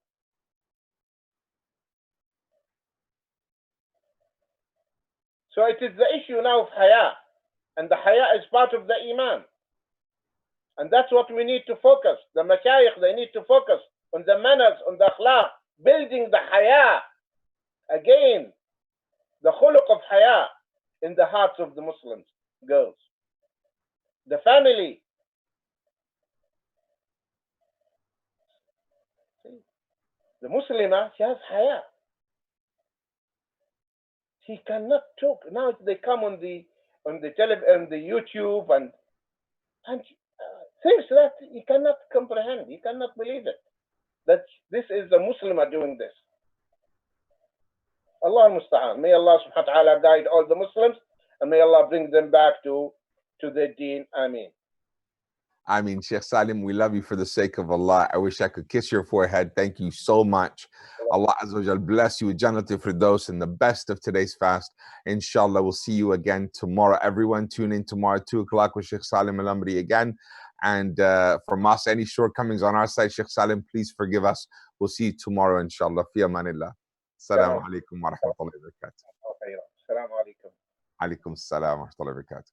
It's such an honor to have Sheikh Salim with us, brothers and sisters. Please make dua for him while he's making his iftar. I just want to take a few minutes to just say it is Ramadan. The good deeds are multiplied by 10 already, now by 70, by 700. So each good deed you do, you have to imagine, each good deed you do, you have to imagine it multiplied by 700. So when I say 700, that's 700 sins gone away. 700 good deeds. Don't just imagine good deeds. Imagine the sins washed away. For one good deed, 700 sins washed away. If we want this knowledge of Sheikh Salim al-Amri to really make a difference in our houses, in our families, we must make tawbah. We must make tawbah. We must repent and accept that. And for each good deed you do, you're making tawbah for 700 sins washed away. 700 hasanat. Rasul sallallahu alaihi wasallam, he said, the hasanat, it erases the sayyat. So every good deed. Now what I'm saying is the link is there now for you brothers and sisters.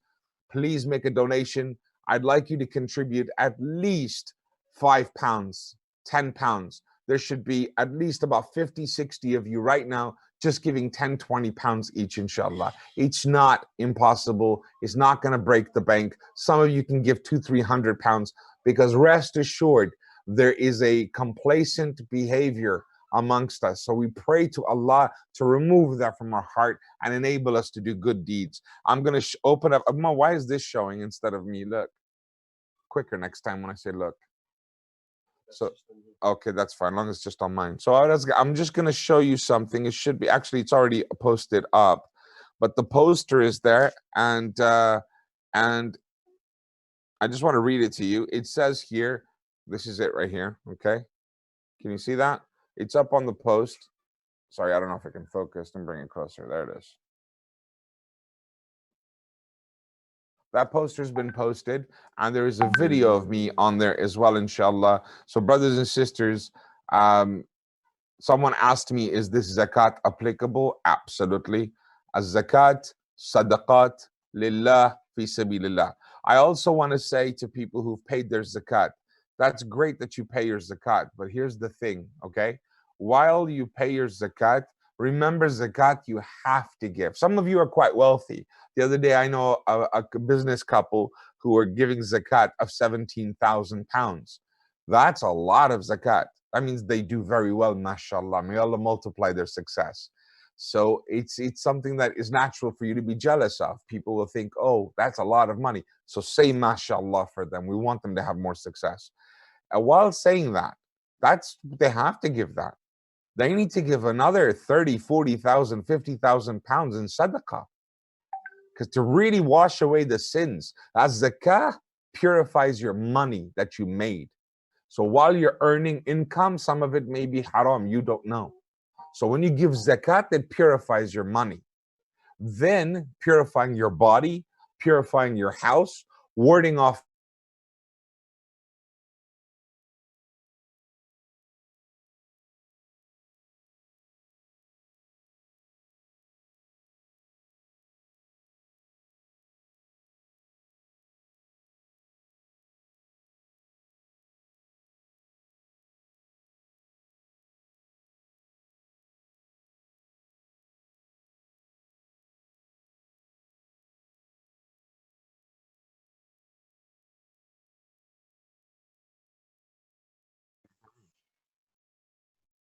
Turn your camera off.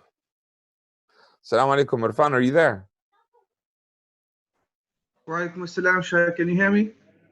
Yeah, I can. Did you see me just sign off? Sorry?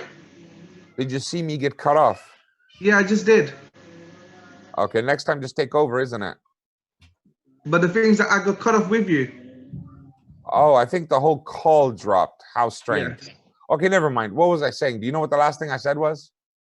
We're talking about the couple that paid 17K for zakat. They're doing really well, mashallah. And What was the last thing I said? Was it maqam? That on the live that it will go through. Okay, so I said that in order to achieve a higher station, you give sadaqah. To go elevating into Jannah, they are nearest, raised high, nearest to Allah. To reach that station, we have to do more. We have to give sadaqah. We have to give more. So brothers and sisters, now's the time to give. This is Ramadan. Open your heart. And I was just live on Iqra TV, and I was doing a half-hour session on Iqra TV just earlier today and yesterday, and I do it daily at 2:30. And what I was focusing on yesterday and today, Irfan, check this out, yeah?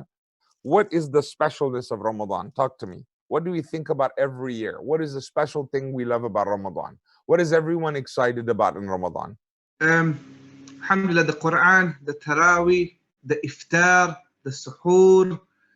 This is one thing that everybody talks about Ramadan. When, especially myself, when I was a kid, the first thing when Ramadan is coming, the first thing I said, Iftar. There's going to be some nice food for Iftar. There's Ramadan. We'll have to go in for Taraweeh at night, 20 rakah of Taraweeh, 8 rakah of Taraweeh, waking up early, staying out the whole night until Suhoor, and then going back to sleep. Does anyone want to say anything else, Abdul Rahman? What do you think about when you think of Ramadan? He said all these things: suhoor, iftar, food, and iftar, suhoor. And then he said a bit of Quran, a bit of Taraweeh, a bit of masjid, dua. What else do you think about? Quran, Tawbah, repenting, prayers. What else? What else? Seerah. Okay. Every single thing everyone has said so far is all after Maghrib before Fajr. Ramadan, psychologically, and this is a recent epiphany I've had. It's very recent. And I started preaching this on Iqra TV yesterday and today. You guys listening? Listen to this. Everyone is focused on Ramadan, night. Taraweeh, Ibadah, Salah, Quran. Now, how is that working out for you guys? It's nice socially, exciting, iftar, we're happy, it's Ramadan. But spiritually, your heart, every Ramadan ends, it's finished. Irfan, how do you feel after? To be honest, after Ramadan is over, I'm actually exhausted. Like you did not enough, you said? Okay, you said you're exhausted. How do you feel after? Do you feel your spirit connected to Allah enough? Do you feel you achieved all that Taraweeh, all that tahajjud, all that dua, all that? Did it work? I am saying this because 99% of people after Ramadan, in fact, 100% of people I speak to, don't feel they've achieved anything or very little. Compared to how much they've done, they've achieved very little. The point I'm making, Irfan, is that basically Ramadan, what is the month of Ramadan for? The month of the Quran. We have 5 pillars in Islam. Month of the Quran is a blessing, but is that one of the 5 pillars? What is the 5 pillar of the Quran? What did you say? Fasting. So Ramadan is what? Fasting. Very good, Eliza. Irfan, you listening? So you've got fasting as the key thing in Ramadan. However, everyone is so focused. Iftar, suhoor, ibadah, read Quran, tilawat, tarawih, etc. Everything's in the night. And still after Ramadan, we feel like we didn't do enough. How about this? Maybe because we missed out on and neglected the most important part of Ramadan, which is the fast. So did you fast? Irfan, did you fast yesterday? Yes. Are you sure you did? Yes. Did it go by quick? Or was it long and tired, painful? Tell the truth. Very quick. This Ramadan has been very quick for me. No, the fast itself, the day when you were fasting, did you notice it? Did you hunger? Did you feel anything? Was it quick? It was just quick. Very quick. Brothers in Islam, my brothers and sisters in Islam, it's either going quick or you make sure it goes quick by sleeping half the day or by ignoring. Are you listening? You're ignoring iftar. Sorry, the fast. You don't want to think about the hunger. You don't want to think about the thirst. You don't want to think about these things. You want to think about only iftar. I'm going to stay busy, work, sleep, stay busy. And like you said, the day is gone, right? What fast did you do, Irfan? What fast? The Prophet ﷺ said, Allah is not in need of you going hungry or you standing in the night in prayer. See, both.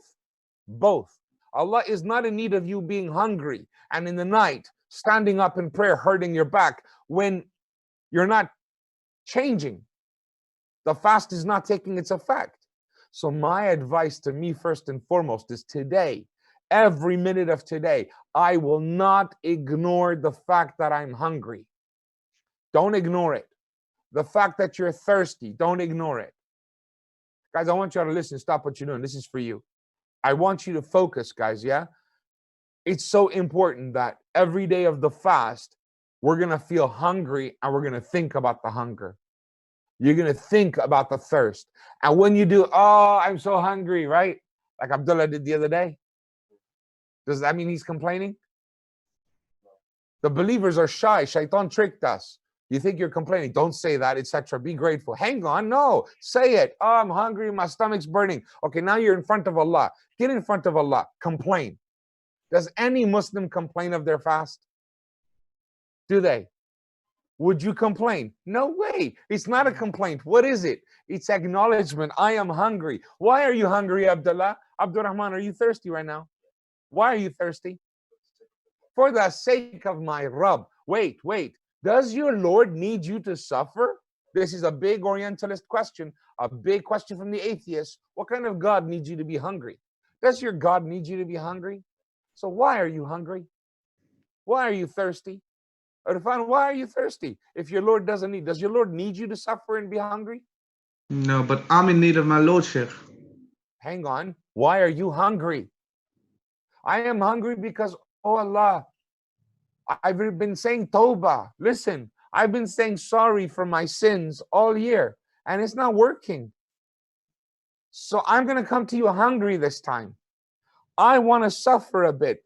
Kutiba alaykum as-siyam, prescription of medication of fasting has been made for you. لَعَلَّكُمْ تَتَّقُونَ, so that the cure of taqwa may take you. So I want the cure of taqwa, oh Allah, and you must use as directed by the doctor. So fasting, sleep, wake up, hurry up, rush, fasting's finished. Iftar time, everything slows down, right? Fasting day, super quick, busy, distract. I don't want to think about, oh, I'm hungry. I don't want to think about this. When does Ramadan start? When does Ibadah start? At Maghrib. When does the true Ramadan for Muslims start?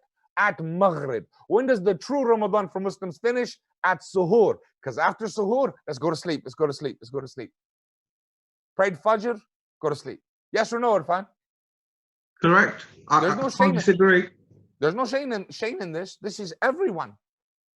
And I've realized the other day, I was thinking to myself, hang on, no wonder we're not benefiting in the night. No wonder it doesn't taste as sweet.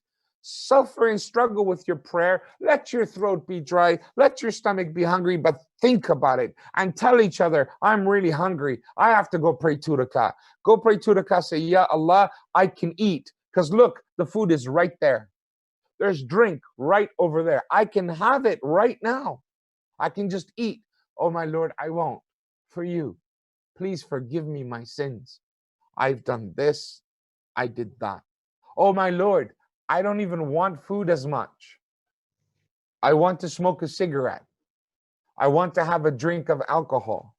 I want to backbite and gossip. I want to tell someone. These are the things people are struggling with in fasting time.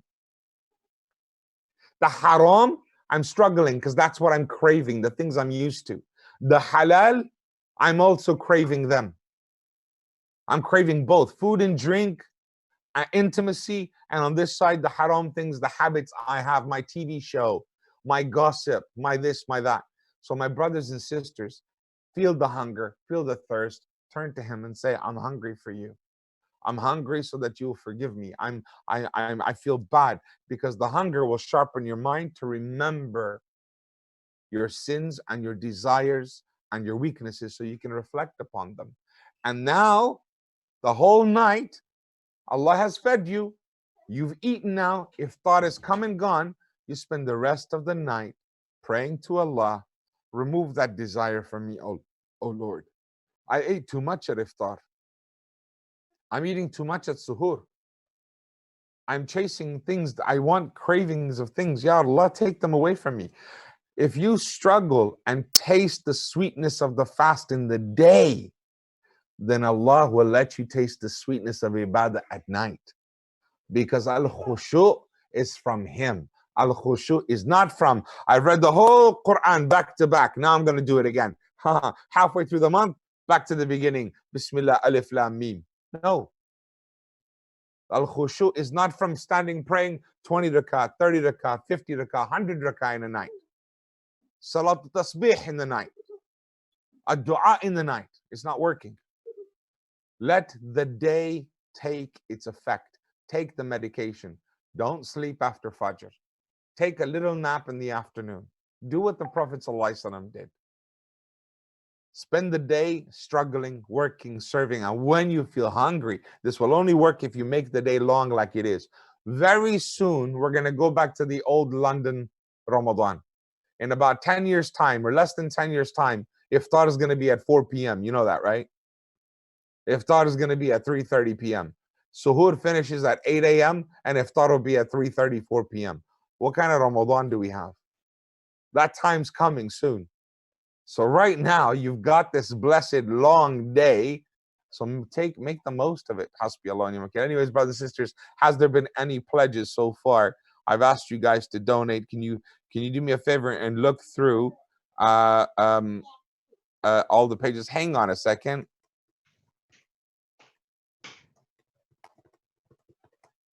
I just got an amazing message. I'll tell you in a second.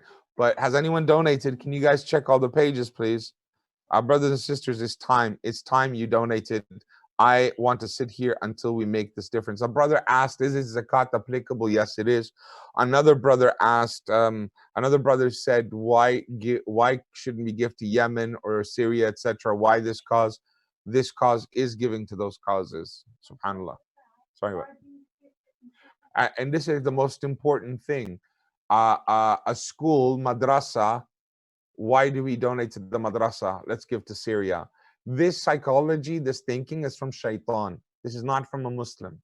It's a trick from Iblis. I'm not judging the brother. I love the brother very dearly. I just want you guys to work with me in changing our behavior, changing our viewpoint to the correct one, refocus to the middle path, and realize we need to do both.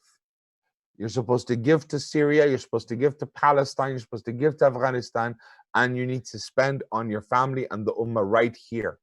You need to do both. And we do everything. So when you give to one Eid, one of my favorite things about our charity is I don't focus people on one project. You can, but I don't like doing that. Brother, can I give to this Eid prayer masalla? You can, but give overall.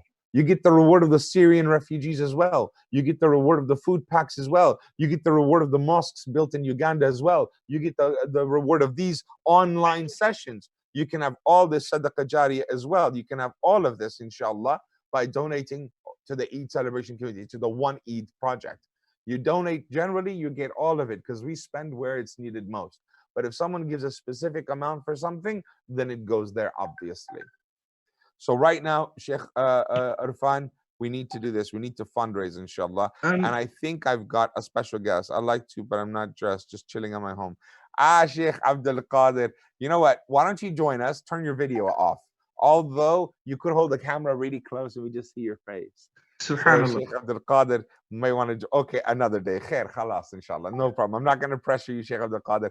I am just so honored that you're watching me. That's more important to me. You've actually tuned in and you've watched me and Sheikh Salim all this time in the Q&A. I am so touched. You know I watch you all the time. You travel. Those of you who don't know Sheikh Abdul Qadir, I am blessed that we have him right here in Al-Muntada Islami. Before that in South Hall, I was with him in the masajid in South Hall, and he's always traveling in different countries, and people are calling for him around the world, and we have him right here. So Allah Azza wa Jal bless you, Abdul Qadir. So it's an honor to know you were tuned in. But hey, man, if you want to just call in and speak a few another day or today, because I'm confused now. If you're ready now, I'll bring you in right now. Otherwise, absolutely, you could join me tomorrow, inshallah. You could join me tomorrow, tomorrow evening, 7 p.m. You could join me then. Actually, no, sorry, 7 p.m. Sheikh Salim. Sheikh Salim. Yeah, tomorrow evening, say 9:30, not 10 o'clock. Tomorrow evening, 10 o'clock after Maghrib, or you can join us right now. It's entirely up to you, Sheikh Abdul Qadir. So, Sheikh, fundraising. Let's come back, guys. How come in the halaqah group it's gone quiet? How come this has happened? Where's the halaqah group? I don't even see it. Sheikh, I've got a quick question as well in terms of sadaqah and the ways of donating. A lot of people, they donate basically specifically to certain causes, but would you say that's a clever way of donating generally, so you get the reward of everywhere? So we should be able to encourage people just to donate generally. Say that again. Start over. Say that again. What I'm saying is that a lot of people, when it comes to donation of sadaqah, lillah, zakat, they donate very specific. I want my money to go to that specific cause, to be part of that one. So would it not be better to encourage people just to donate to organizations like generally, so they can be part of everything, isn't it? Well, that's exactly what I'm trying to say. You know, when I was fundraising for jamaattimes.com, for those of you who don't know, make dua that it comes back. I need app developers. If anyone's an app developer, or if anyone wants to financially fund it, please get in touch, inshallah. I would love to relaunch that. But I've got a message. Before I read the message, so basically what I was saying was, where's the message gone? The text, here it is. I found it. Okay. So the question is, when I was fundraising back in those days, one thing I loved about it the most was that, subhanallah, I was able to realize the Prophet ﷺ in this hadith. Listen. He comes by this man. Man is on the roof fixing his roof, and he's drilled a hole in the wall of the house. So what are you doing? The man said it gets really hot. So in this hole in the wall, the air will flow through and the vent will come through, and it'll cool the house. So he said, oh, when the adhan happens, does the sound of the adhan go through the hole as well? And he said, yes, Ya Rasulullah, it does. He said, did you make intention for that? He said, no, Ya Rasulullah, I didn't. He goes, shame, pity. Had you made the intention, you would have gotten the reward of everyone in the house who hears the adhan through that hole. You would have had that reward as well, every day, 5 times a day in a Muslim country. Think about that. That's a big sawab. And the man missed out. My point was, from that hadith, I learned you have to be strategic in your dua. Always ask for firdaus al-ala. Always the highest of firdaus, number one. Number two, when you're fundraising and donating, give to a cause that's going to give you maximum rewards. So I'll give you an example. I give to a cause and say, can you please feed an orphan right there? That's what you're going to get. But if I give to the project, the people who are delivering that, I'm getting that reward anyway. I had a brother message me earlier saying, do you have admin costs? Can I donate specifically to that? And I said, sure you can. Our admin costs are minimal. We had an office that was free. And then when they sold the building, we moved into our houses. So we use our living rooms and the internet. We saved the charity about £5,000 to £7,000 a month in expenses and overhead. That's one. Number two, we have loads of volunteers and they store things in their garages and they work with their own children and their skills, because we all have jobs, we all have our careers, we all give our skills to this. So that brings a benefit to the charity, roughly about £150,000, £200,000 a year benefit to the charity, just from the goodwill of everyone. Oh yeah. Number three. Sorry? I was saying, we've got things stored here at the back where I'm sitting. That's right. That's right. And then you've got employees, staff. Okay, we have no staff. For 20 years, we've had no staff. It's all been volunteer based. 3 years ago, we got 1 staff member, and the staff member we took on was the most dedicated volunteer we had, who gave about 9 years of their life full time to the dawah, not part time. And so this is why. So subhanAllah, so we have 1 employee, that's it. And that's a part-time salary basis. So when you say admin costs, we're talking mobile phones, we're talking online platform fees, we're talking web hosting, we're talking internet, very, very low cost. Travel costs for Sheikh. When we have scholars come, we give them a hotel, venue costs for events and lectures and seminars, and things like that. Eid festival, the prayer, the parks, the councils. The most expensive expense we have is the councils. Some of the councils. Some of the councils are free, like Luton Borough Council, absolutely free. Some of the outskirt councils, free. Other councils, very expensive. They charge for the parks, even though we're doing their job, because this is their job to do, inshallah. So anyways, moving on. One other thing I was going to say was, so you can feel confident giving. Admin costs is covered in this. Everything is covered in this. But there isn't much admin, because everything we do is the charity. The project is the charity. So when you say admin, to us, it doesn't even compute, if that makes sense. And so also, Sheikh, One Eid has actually, mashallah, been doing a lot of things in the UK as well, isn't it? Giving like food packs to the NHS workers in this COVID-19. A lot of projects, I think, been collaborating with other organizations as well to feed the homeless as well in the UK. So One Eid is doing things with the One Eid committee is doing things in the UK as well, isn't it? Yeah, absolutely. I think that, hang on, I've just got to delete this thing. Sister Samina has started this really smart project.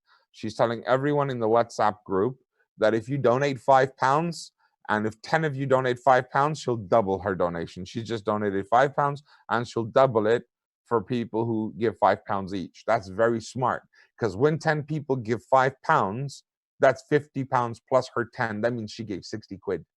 Times 10, which is 600, times 70, which is 420,000, times 700, which is 42 million or 4.2 billion, just from giving £60 or £10. That is some clever, intelligent investing. That's how you should think in this Ramadan. So who's next, inshallah? Who's going to give the next amount? I'm just posting on my Facebook. Link is not there. I don't know how to give the link. Oh, you know what? I'll just do it here. I'll create it here. No, on Facebook, for example, I don't need to do that. I can just do the donate link on Facebook, which is what we should have done. So that's what I'm going to do instead. Guys, I've just posted on my Facebook, so please donate. And after this, I should just go live. Sorry, just 1 second.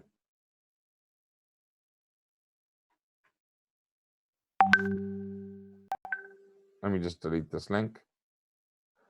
There we go. How do I do the thingamabob?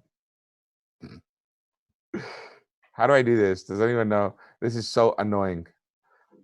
Where you selected charity. I'm looking for the charity thing. No, I need to get in there first. Where's that field where you search? I've just beaten Sister Samin at it. She said £5. I've just put £10 in. Hey, man, that means she gets your two £10 donation because she started it. Clever girl. So, but that's good competition. Samina, he wants you to match him. That's what he's trying to say. Come on, let's match me now. Okay, there. I am live on both platforms now. Let's do this, Irfan. Irfan, if you have another device on Facebook, you can call me on there as well. That'd be great. I'm in VUI premises today, and I've got my laptop and my phone here, inshallah. So let me just say. I should have done a landscape. Should I turn? I can't. So let me do it over again. Ding. Let's delete that. Delete that. Sorry, guys, just 1 second. Okay, Claudia, find £10. Come on, guys, help me out here. Get the message out. We're going to do a proper fundraiser with the kids as well. Hello. Assalamu alaikum. You know what? They're really frustrated waiting on me. So you're welcome to just come in and make noise if you like. We are here to do some good deeds, inshallah. Let's move on. Let me do this, guys. 1 second. I'm almost there. So, Irfan, what did you think about what I said about the daytime versus the nighttime? Did it make sense to you? Yeah, it made absolute sense, Sheikh, because I was just, as we're talking about it, I was actually making notes. I've got my notepad in front of me. I was just making notes. And that is something that I might even address with my family as well, that I think we should increase our ibadat during the day as well, as long as night. And you're right, because day is a reflection of the night, and the night is a reflection of the day, isn't it? Well, it's just that if the day was super good, I'm just saying, if the day was super good, then maybe the night would be good as well, is what I'm trying to say. Yeah. If the day was good.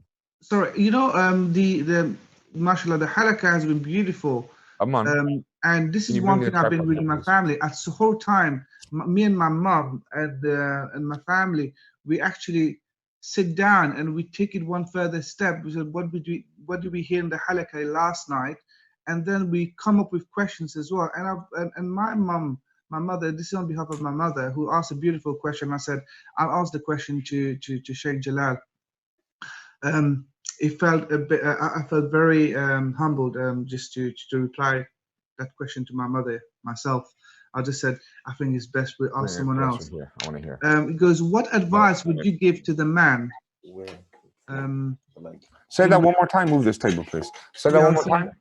My mother asked a question, and I said, I'll ask that on live for the benefit of other viewers as well. Yeah. What advice would you give to the man in regards to sitting ittikaf in the masjid this year? I've heard it is a communal sunnah that at least one person should be sitting in ittikaf in a specific masjid, especially in this COVID-19. What does Islam say about this? That one man must sit in ittikaf in a masjid, like as in it's a must? That's how I mean, she's heard that. She hasn't read it anywhere. I haven't read it. I haven't even heard it. But I can tell you that every masjid has the imam sleeping in there. So there's at least one person in the masjid, and there will be itikaf in every masjid in the country. I already know people who are, oops, sorry, my bad. How do I stop this? I already know people who are actually in mosques right now as we speak. They are in mosques. The mosques are praying tarawih. They're praying tarawih. They're doing their bit, and alhamdulillah. So the mosques are not closed completely. So they are still, mashallah, tabarakallah. So there's people praying tarawih, people are reading Quran, and people are actually doing itikaf as well. But I don't know if there's any dalil that says you have to do it. I don't know. I don't. Well, I haven't read it anywhere either, but I said maybe there is, which I don't know of. No, I don't believe so. I don't believe there is, because the things that are sunnah and nawafil, they are sunnah and nawafil. However, what I was gonna say was that it is like life and death, isn't it? So it's like a mosque is dead if there's no one praying in it. Your house is a graveyard if you're not praying in your own home. So yes, itikaf would be one of those acts of ibadah, but you can treat it that way. But there's no dalil to say that one person must be in there. Allah knows best. Inshallah. And Sheikh, I've got another question as well. How many times will we be able to see Allah's face in Jannah? Hang on that thought. Okay, Qadi Irfan, I just realized that we have questions in the group we haven't answered. But Sister Samina just said, in regards to what I was talking about, enjoy the day fast, benefit from the day. Don't ignore the fast, so that the nighttime your ibadah, it feels better. So she says, we should start the day with Surah Duha, because after suhoor we sleep, but we should wake up before dhuhr, and that way you'll get us tuned into fasting. What I'm saying is that after suhoor, you're praying your fajr. After fajr, you should go garden. You should go clean the house. You should go do something. You should not go back to sleep. You should go to sleep after dhuhr. Once you've prayed dhuhr, then take a nap. Let the day get longer so you can feel the fast more. And you should take a nap in the night after Isha, after Tarawih. You should take a nap before waking up for suhoor. But everyone is literally staying awake all the way up till 3 a.m. And they're doing that, and then they're praying Fajr, then they're falling asleep after Fajr. If that is the case, if absolutely must to fall asleep after 4 a.m., I guess, 4 a.m. So if you have a deadline that you're going to try to get some sleep and you fall asleep at 4 a.m., then try to wake up at when? 6 a.m., 7 a.m.? It shouldn't be so late. You should wake up at 6 a.m. or 7 a.m., that kind of thing, if that makes sense. Sheikh, there's also a hadith that the Sahaba, the narration that Sahabas used to beat each of us with little sticks and not let the Sahaba sleep after Fajr, so that they can get the Ishraq as well. Yeah, that's right. That's right. The Sahaba and Umar radiallahu anhu was really strict about men just sleeping and praying in the mosques. He was quite strict with this stick, and he'd make them move. Go, your family's waiting for you at home. What are you doing here? Anyways, I want to ask everyone, I've gone live. This is new for me. I didn't do this before, so I've gone live on both platforms now. Can you do me a huge favor, please, and share? If you're watching on Facebook, share the video so other people can watch as well. Jazakumullah khair. I'm really grateful. I'll do more of this advice and answering questions, but I want your help. Click like, click share, click invite. Anyways, let me stop doing this because I need to focus. Welcome to my show live. Let's see, who is this? Leo Rodriguez, welcome, buddy. Welcome to my program. Noman Hinks, welcome. Romali Kareem, welcome. Everyone is welcome. So if anyone wants to join me live, you can as well. You're welcome to join me live. Let's see what else we got. We could also, can we give that Zoom link out now or no? It's up to you guys. So I would say Surah Duha is very important to read that. Absolutely. Who's just joined? Let me see. I want to say salam. Aziz John, salam alaikum. My cousin, my beautiful cousin from Alabama, Tuscaloosa. Are you in Tuscaloosa or are you in California? Where are you these days, man? You're always all over the world. Are you in Mississippi? Where are you, Aziz John? You're welcome. Do you want to come on camera, Aziz John? I'll invite you on if you like. Our session with Sheikh Salim is finished, but we're doing Q&A now, inshallah. So now coming to your question, Irfan, what was your question? Say it again. How many times we will be able to see Allah's face in Jannah? How many times will we be able to see Allah's face in Jannah? Right now, there are 2 times I know of, or actually 3 times I know of. The one time I know of is the one everybody knows who studies about Jannah is Jum'ah, the day of Friday. Now, keep in mind, for us, Friday is Monday, Tuesday, Wednesday, Thursday, Friday. There's a sun, there's a moon. There's daytime, there's nighttime. In paradise, it's not like that. What paradise is like, I don't know. I've never been there. But whatever it is, it's not this. So Allah subhanahu wa ta'ala gives us food in Jannah. We'll eat it and we're like, oh, remember this fruit? We had something similar on earth. So there will be, when you travel, Jannah is all about pleasure, isn't it?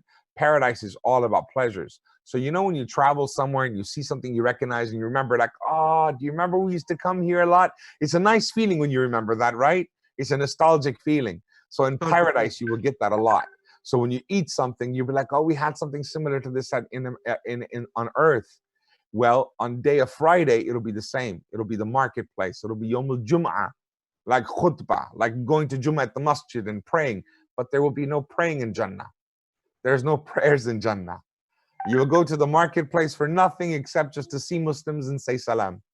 And thereafter saying salam and seeing Muslims, what is a market in Jannah? Whatever your heart wishes, it comes to you instantly. So why would you go to the market? What are you going to buy? Bread and eggs? Milk? What are you buying at the market? So obviously the market that's described in paradise is not the market like here. You're not buying stuff. It's because we're used to that. When we're in paradise, we're going to want to go to a shopping mall. We're going to want to, you're listening, you're going to want to go places like you did when you were on earth. You're going to want to do those things. You're going to want to see relatives at the ice skating rink. You're going to go ride on a roller coaster. But on the roller coaster in Jannah is going to be the wings of angels are going to fly us through the galaxies. I don't know. But my point is, the day of Friday, Allah subhanahu wa ta'ala calls us all and he descends and he shows us his face. He says, can I give you more? Have I given you enough? And everyone in paradise and say, oh Lord, how can we complain when you've saved us from the hell and you've given us all we wish for in paradise? Of course we're pleased with you. And he says, shall I please you more? They said, what can please us more? Of course, oh Lord. And he lifts his veil and he shows us his face. May Allah Azza wa Jal bless us with the opportunity to see his Mubarak face. Ameen. Ameen. May Allah let us see his face. So that's one time. Other times that you see his face, I don't know of, except for when the Shaheed, he is in his lantern and he is in the heart of a green bird, and then Allah descends to speak to him. I don't know what that's like, but that's incredible. And in terms of how many times, then the answer is every time the Muslims go to market, which is every Friday, which is, I don't know what that is, a Friday, because it's not a day of the week. So whatever it is in Jannah, every time we go to market, everyone will see the face of Allah Azza wa Jal. And Allah knows best. So come on, guys, who's going to give the next donation? Every question, between every question, there's got to be one donation. Click the link on Facebook. Please click the link, the donation link. Hey, on the live, is the donate link there? You didn't do it? Can I do it now? Can I set it up after? You can't. Okay. All right, guys, I'm just gonna, the link is there. Then I've posted the PayPal link on the Facebook Live link, but on this one here, you can just donate right here, guys. You can just click on the donate link right there. I need to raise at least £1,000 today, guys. We are so far behind. I think the key thing is not that you don't want to donate; it's that there is a massive saturation of viewers, I think, of events online. There's never like before. It's never happened like this, subhanAllah. There are so many live performances, lectures, and so on and so forth. I'm just inviting everyone I know to this group so we can have some supporters, inshallah. Let me just click that. You guys can do the same thing. It's not hard, man. You just click on invite and you invite a bunch of people you know.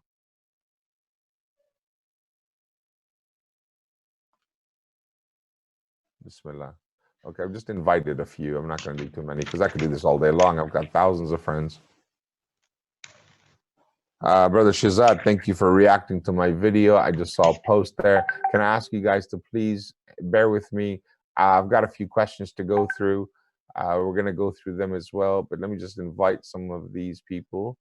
And then we can continue with the quick Q&A, inshallah.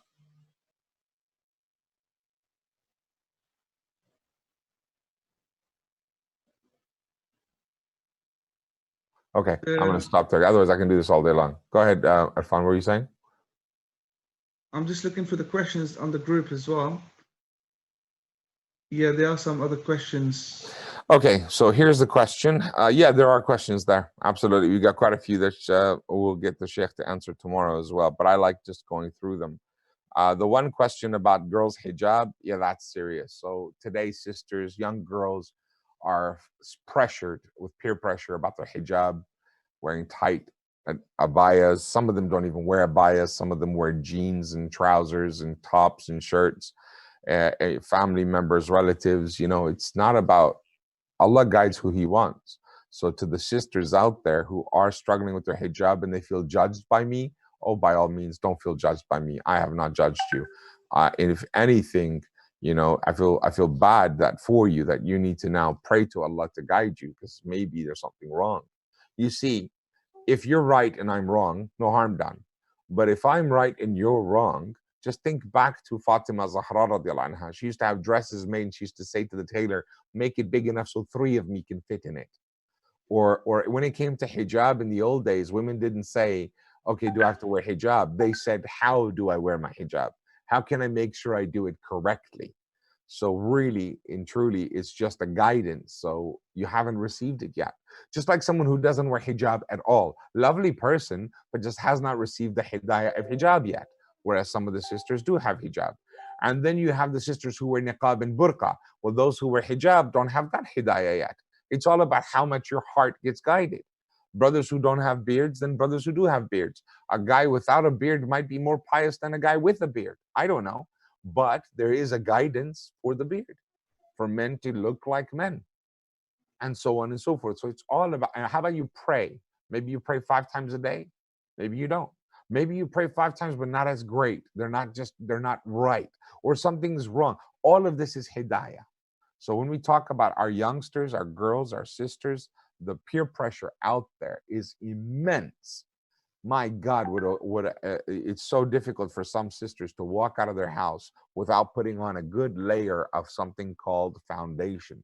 See, I grew up with construction workers. I'm in IT, but I worked with construction and whatnot, and I can tell you, foundation to me is laying the groundwork. You put cement on the floor, and at the end of the day, you wash your foundation off. That foundation doesn't come off.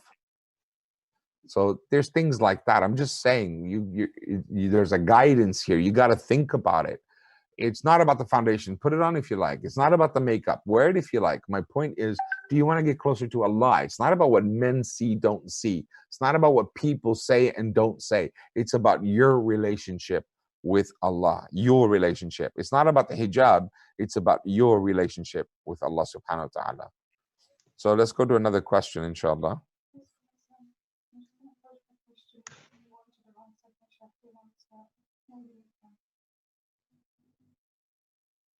Okay, can I get another donation? Have we got any donation? Come on, guys, bismillah. This is the season to give. This is the time to be generous.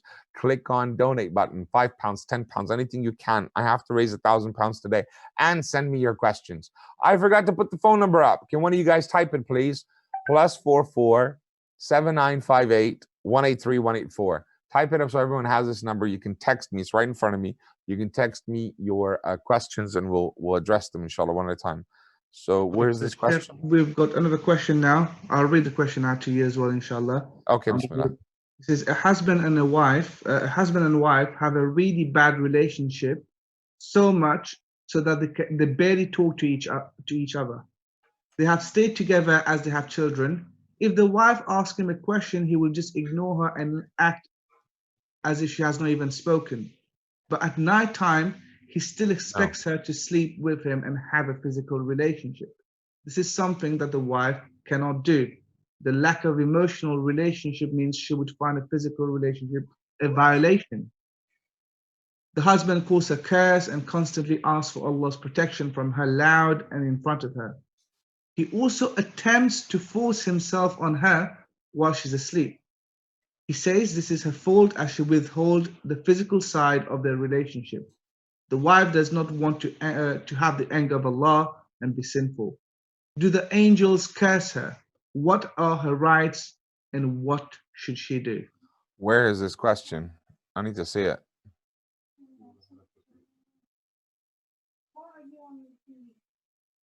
It's on I'm on both. I'm seeing now. It's on halaqah group. Okay. I got to read this again, Irfan, if you don't mind, okay? Okay, I'm just going to read it again. Okay, I'm going to read it out loud because it was a lot of information. A husband and a wife have a really bad relationship, so much so that they barely talk to one another. They have stayed together as they have children. If the wife asks him a question, he will just ignore her and act like she's not even spoken. But at nighttime, he still expects her to sleep with him. Oof. Oh no, did you hurt yourself, darling? Let me answer this question. There you go, darling. Is that better? Yeah? No? I pray Allah make it better for you. I mean. So the wife says he still expects her to sleep with him in the nighttime. Okay. That's a good sign, by the way. Just saying. Hang on a second. I hope the sister's watching. Is she watching? The person who's asked this. But at nighttime, he still expects her to sleep with him and have a physical relationship. This is something the wife cannot do. Why not? I mean, overall, I understand his problem, but you need to look at yours as well. Because there's, I sense an attitude or anger towards him. And if you have an anger towards him, I can understand that. You need to say these things. They need to come out. The truth needs to come out from both sides. The lack of emotional relationship means she would find a physical relationship a violation. I don't know about that. That's a strong word, sister, but I understand how you feel. The husband calls her cursed and constantly asks Allah for protection from her out loud in front of her. This man definitely has problems, okay? This is definitely a problem, but maybe there's a conversation need to be had. A big conversation needs to be had here. This is quite interesting. You know, yeah? Okay, sister. So bear with me, sister. I'm not judging at all. I'm just saying what's the first thing that pops to my mind. The husband calls her cursed and constantly asks for Allah's protection from her. Something's going on, sister. Something's happening in his head. Not saying he's justified, but something's wrong. Also, he also attempts to force himself on her while she's sleeping. He says this is her fault as she withholds the physical side of their relationship. The wife does not want to anger Allah and be sinful. Do the angels curse her? What are her rights and what should she do? Okay, sister, let's talk about this how you want to talk about it, okay? Let's talk about it how you want to talk about it, which is you're not happy with this man. You're not happy with this man. Okay. From what you've said, this man is not happy with you. Okay? This man's not happy with you.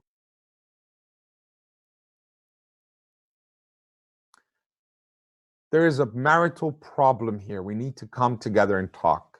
Feel free to get in touch with him. I would love to sit with you both and discuss it. Otherwise, here's my advice, and I hope he's listening. If he's not, please do not antagonize him with my advice. This advice is just for you if he's not here. If he hears it from me directly, fine. But if he doesn't, it's okay. Don't repeat it to him. But if he is watching, my beloved brother in Islam, your child looks at your wife.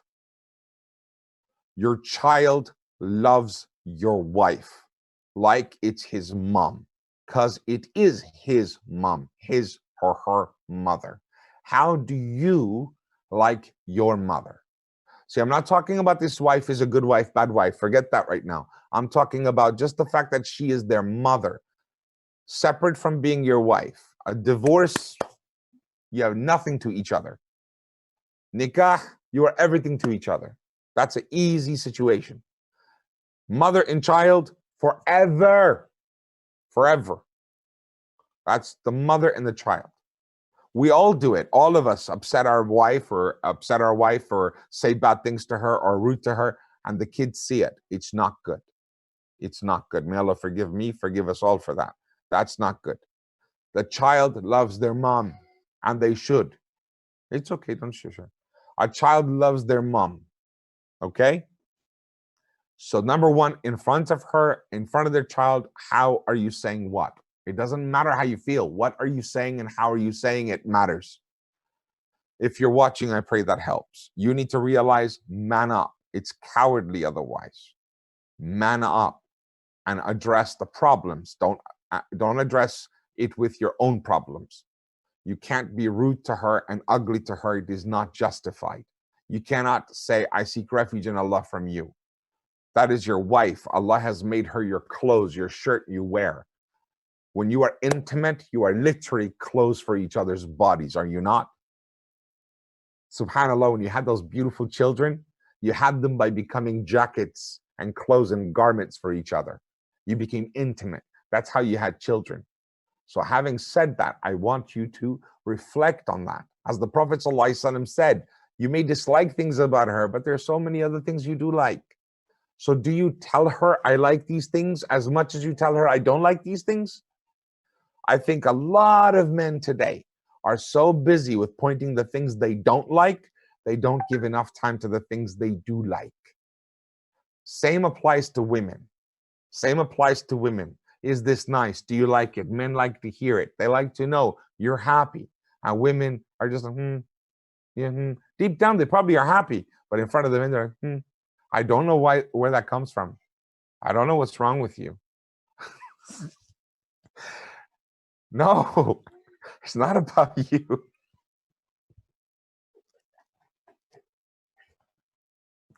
I'm so sorry. We're all the same. Every household, women make the same mistakes, men make the same mistakes. But in your situation, my sister, let me help you now, sister. Remember, the advice I give you is not the advice I give him. You're different people. And I'm not justifying him in any way. I'm telling you what you need to do for you. Number one, increase your physical activity. By Allah, increase the physical activity. When a woman says, I need emotional involvement, etc., then get it. Find a way around it. What does he like? Do those things. Find out what he wants, exactly what he wants, and offer it to him. Do a business deal. Do not be shy to do a business deal. Listen, can I talk to you for a minute? Yeah, you don't like these things about me, right? Yeah, I don't. Okay, I won't do them for this day, on this day, provided you dress up, you brush your teeth, you come to me with some flowers, go out and buy them, or something else, surprise me. Be thoughtful, come be nice to me, and tonight I'll make it the best night of this week for you. Talk about it. Negotiate. Treat it as a business deal. If the emotional relationship isn't there, treat it platonically. You're husband and wife. You are halal for each other. If he doesn't take it from you in the night, you want him to go take it from someone else? The fact that he still comes and bothers you is fantastic news. It means he is interested in you. There are many women out there who have written in questions and said that my husband is not physical with me at all anymore. Many. So the fact that he still comes back even once in a while or every day, fantastic. Brothers and sisters, you need to realize your personal grudges are what's harming you. The personal grudges are causing you to become distanced. You got to get rid of the personal grudges because you will not go to Jannah if you have them. Your husband will be asked by Allah, are you pleased with her? And the wife will be asked by Allah, are you pleased with him? If either say no, the other goes to hell. So it's important to realize your wife can take you to Jannah or she can take you Jahannam. Send you, not take you. Do the angels curse her? Yes, they do. If you continue to refuse him, if you continue to refuse your husband in bed, then yes, the angels will. And the hadith says the hur al-ain are like, soon you ruin, may Allah ruin you. He is going to leave you soon. You're going to die in a few days, a few hours. He's going to leave. And we're waiting for him. We will receive him in Jannah. So your question is your husband a Muslim? Ask that. If he is a Muslim, then you know he's going Jannah. If he's going Jannah, really? Never refuse him. So another advice I have in your mind is because of the social distancing, sorry, not because of the virus, but because of your marital problems, he is distanced. Okay, so remember the days that you were not distanced. When you know he's going to try it with you tonight, he's going to come into bedroom and he's going to try it. Well, get ready. And imagine those things. Remember those days when he was brand new and everything was wonderful? Make yourself feel happy. Boost yourself up. So when he starts to touch you, alhamdulillah, engage and surprise him. Win him back. The heart, win it back. And one of these days, or every day, you should put it on the table. And as soon as the conversation gets heated, go away, get dressed up nice, come back and make up. And then have the conversation again. And bring up those things that upset you and find a way to go through them. Ultimately, I keep mentioning the bedroom to you because it's obvious that that is somewhere he is happy with you and he is craving you. Fantastic. The last thing I want is another divorce. There are too many divorces. I do not want divorces. I want couples to love each other. I want them to make love. I want them to be happy. I want them to have children. I want couples to be happy. Be happy. This life is too short. So happiness starts with you, though. You can't say, but he. No, you. When I speak to him, I'll speak to him. But right now I'm speaking to you, sister. Wipe the floor clean. Win him over. Give him what he wants. May Allah protect me from you. Say Ameen. Say it. Ameen. If I am evil to you, may Allah protect you from me. Ameen. Say it. Shock him. And if you are evil for me, may Allah protect me from you. Don't say that. Don't return the favor. I'm saying it because I'm sure you have said it. Don't say it. If he says, may Allah protect me from you, then you say, Ameen. I love you, Habibi. You are my husband. I love you. I want Allah to protect you from all evils. Not just me, all evils, the whole world. If I am evil to you, may Allah protect you from me too. And I pray to Allah, may Allah bless me with the good from you. When he says, may Allah protect me from you, say, I pray Allah bless me with the good of you. Do the opposite. Every single negative, hateful things couples say to each other, you could say it with love. Can you give me some examples? Some hateful things we could say to each other. Some angry things we could say to each other. Yeah. You are ugly. Look at you, ugly. You're fat. Where the heck did you come from? I forgot you were there, Irfan. Astaghfirullah, I lost weight, man. How could you say that to me? No, I'm saying these are hateful things. Okay, so I'm just joking. You are an evil person. You're fat. Okay? What was the other one? You're ugly, huh? You're nagging. Okay. The same four things, I'm going to say it another way. You ready? What? Hold on. Don't say anymore. Listen, okay? I was just remembering the days you were so thin. MashaAllah. You know what? I'm so happy. What are you trying to say? I'm fat? No, I love you just the way you are. I just remember those thin days. They're really, I'm just glad we had those days. These are special too. Number one. Number two. I remember you used to wear these things that you look so beautiful. You know, you're pretty now, but there's these things you used to do that made you so beautiful. How about what was the other one? You're a nag. You know, you keep telling me these things, I know, and I keep forgetting to do them. I want to do them. I really do, and I keep forgetting. Can you help me out a bit? I'm a little dumb. I'm a little thick. Can you help me out a bit? You know, now you just turned it around and tricked them, and now they're helping you clean. Boom. There is a positive way to say every single flippant thing you want to say. There is no need to get angry and I hate you and I'm da-da-da and I'm da-da-da watching EastEnders too goddamn much. Okay? Agreed. The only reason I hate you is because you watch too many Bollywood movies. Because that's a psychological response you learn from mommy and daddy, from friends and family. Leo Daddy Rodriguez, thank you so much. I got a donation on Facebook. I can't see how much. Oh, you've raised. Yeah, I can see it now. Thank you so much. That's the first time I've seen that. Facebook works. I got my first donation. Takbir. Allah Takbir. Allah Akbar. So, takbir. Allah Akbar. This is my own personal life page. On the fan page, can you check if there's any donations? There's a link there. Actually, it's on the PayPal. I can check on that. Guys, I use PayPal. One of the things I've done with our charity is we've struggled. We've struggled because I just did not sign up to all those amazing fundraising platforms because they charge too much. So I've kept it cheap, but I've lost hundreds of thousands of pounds that other people are donating and collecting on other platforms because I just don't feel right with the 5%, 7%. That adds up, man. That adds up. I'd rather not raise 100 grand. I just wouldn't. Because out of that 100 grand, 5 grand went to a platform. Fair enough. It's some cases it's okay, in some it's not. So I do use the platform sometimes, but I prefer PayPal because they charge nothing.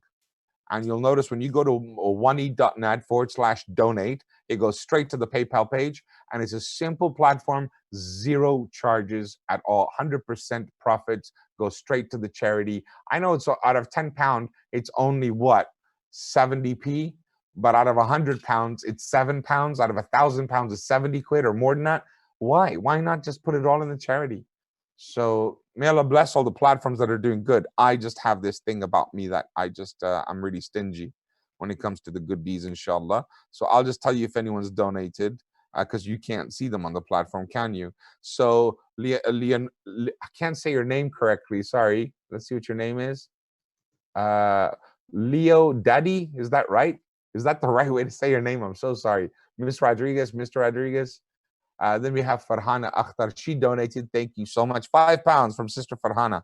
Fantastic. MashaAllah. Let me just refresh that.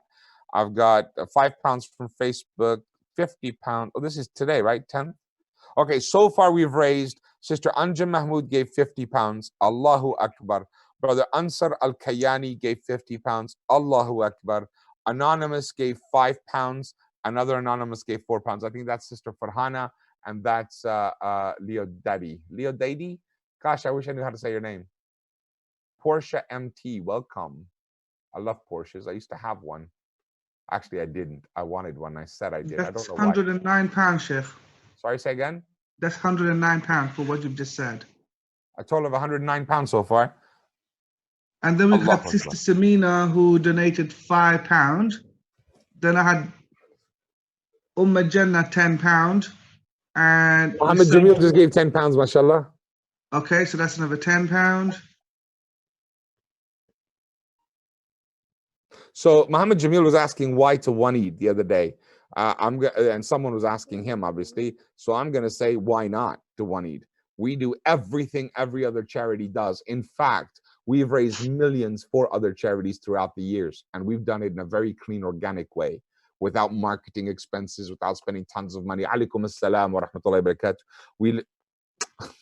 We literally have done amazing work. The teams of Al-Fitra have done. You said it right. It's Mrs. as well. Yes, I realized Mrs. I was saying Leo. I thought you were a guy. But then when I realized the way you wrote and what you wrote, I realized it's probably Mrs. So Mrs. Leo Daddy Rodriguez, mashallah. Where are you from? Isa. There you go. Leo Daddy or Isa. That's beautiful, mashallah. Both names.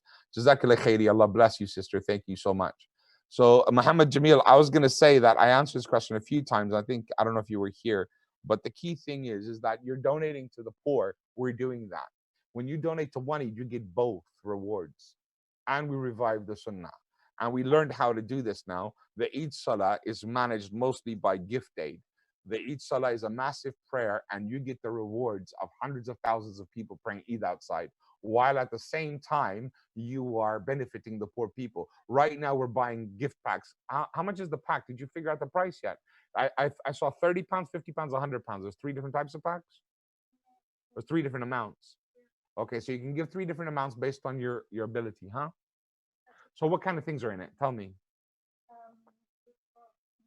We've got it. Let's just text it to me and I'll read out the list. So you know when you're giving out a can of beans or something cheap and free and cheerful? Well, this is your people, my people, just like us, who were just like us, no different, and they lost their job. That's all there is to it. They lost their job, times are tough, situation changed. So we need to now benefit them and buy them food packs at £30 a pack, £50 a pack, and £100 a pack. So it just depends on your means. And the things we're giving them are things you and I are going to eat on the day of Eid. And of course, we're planning a big celebration. I need volunteers.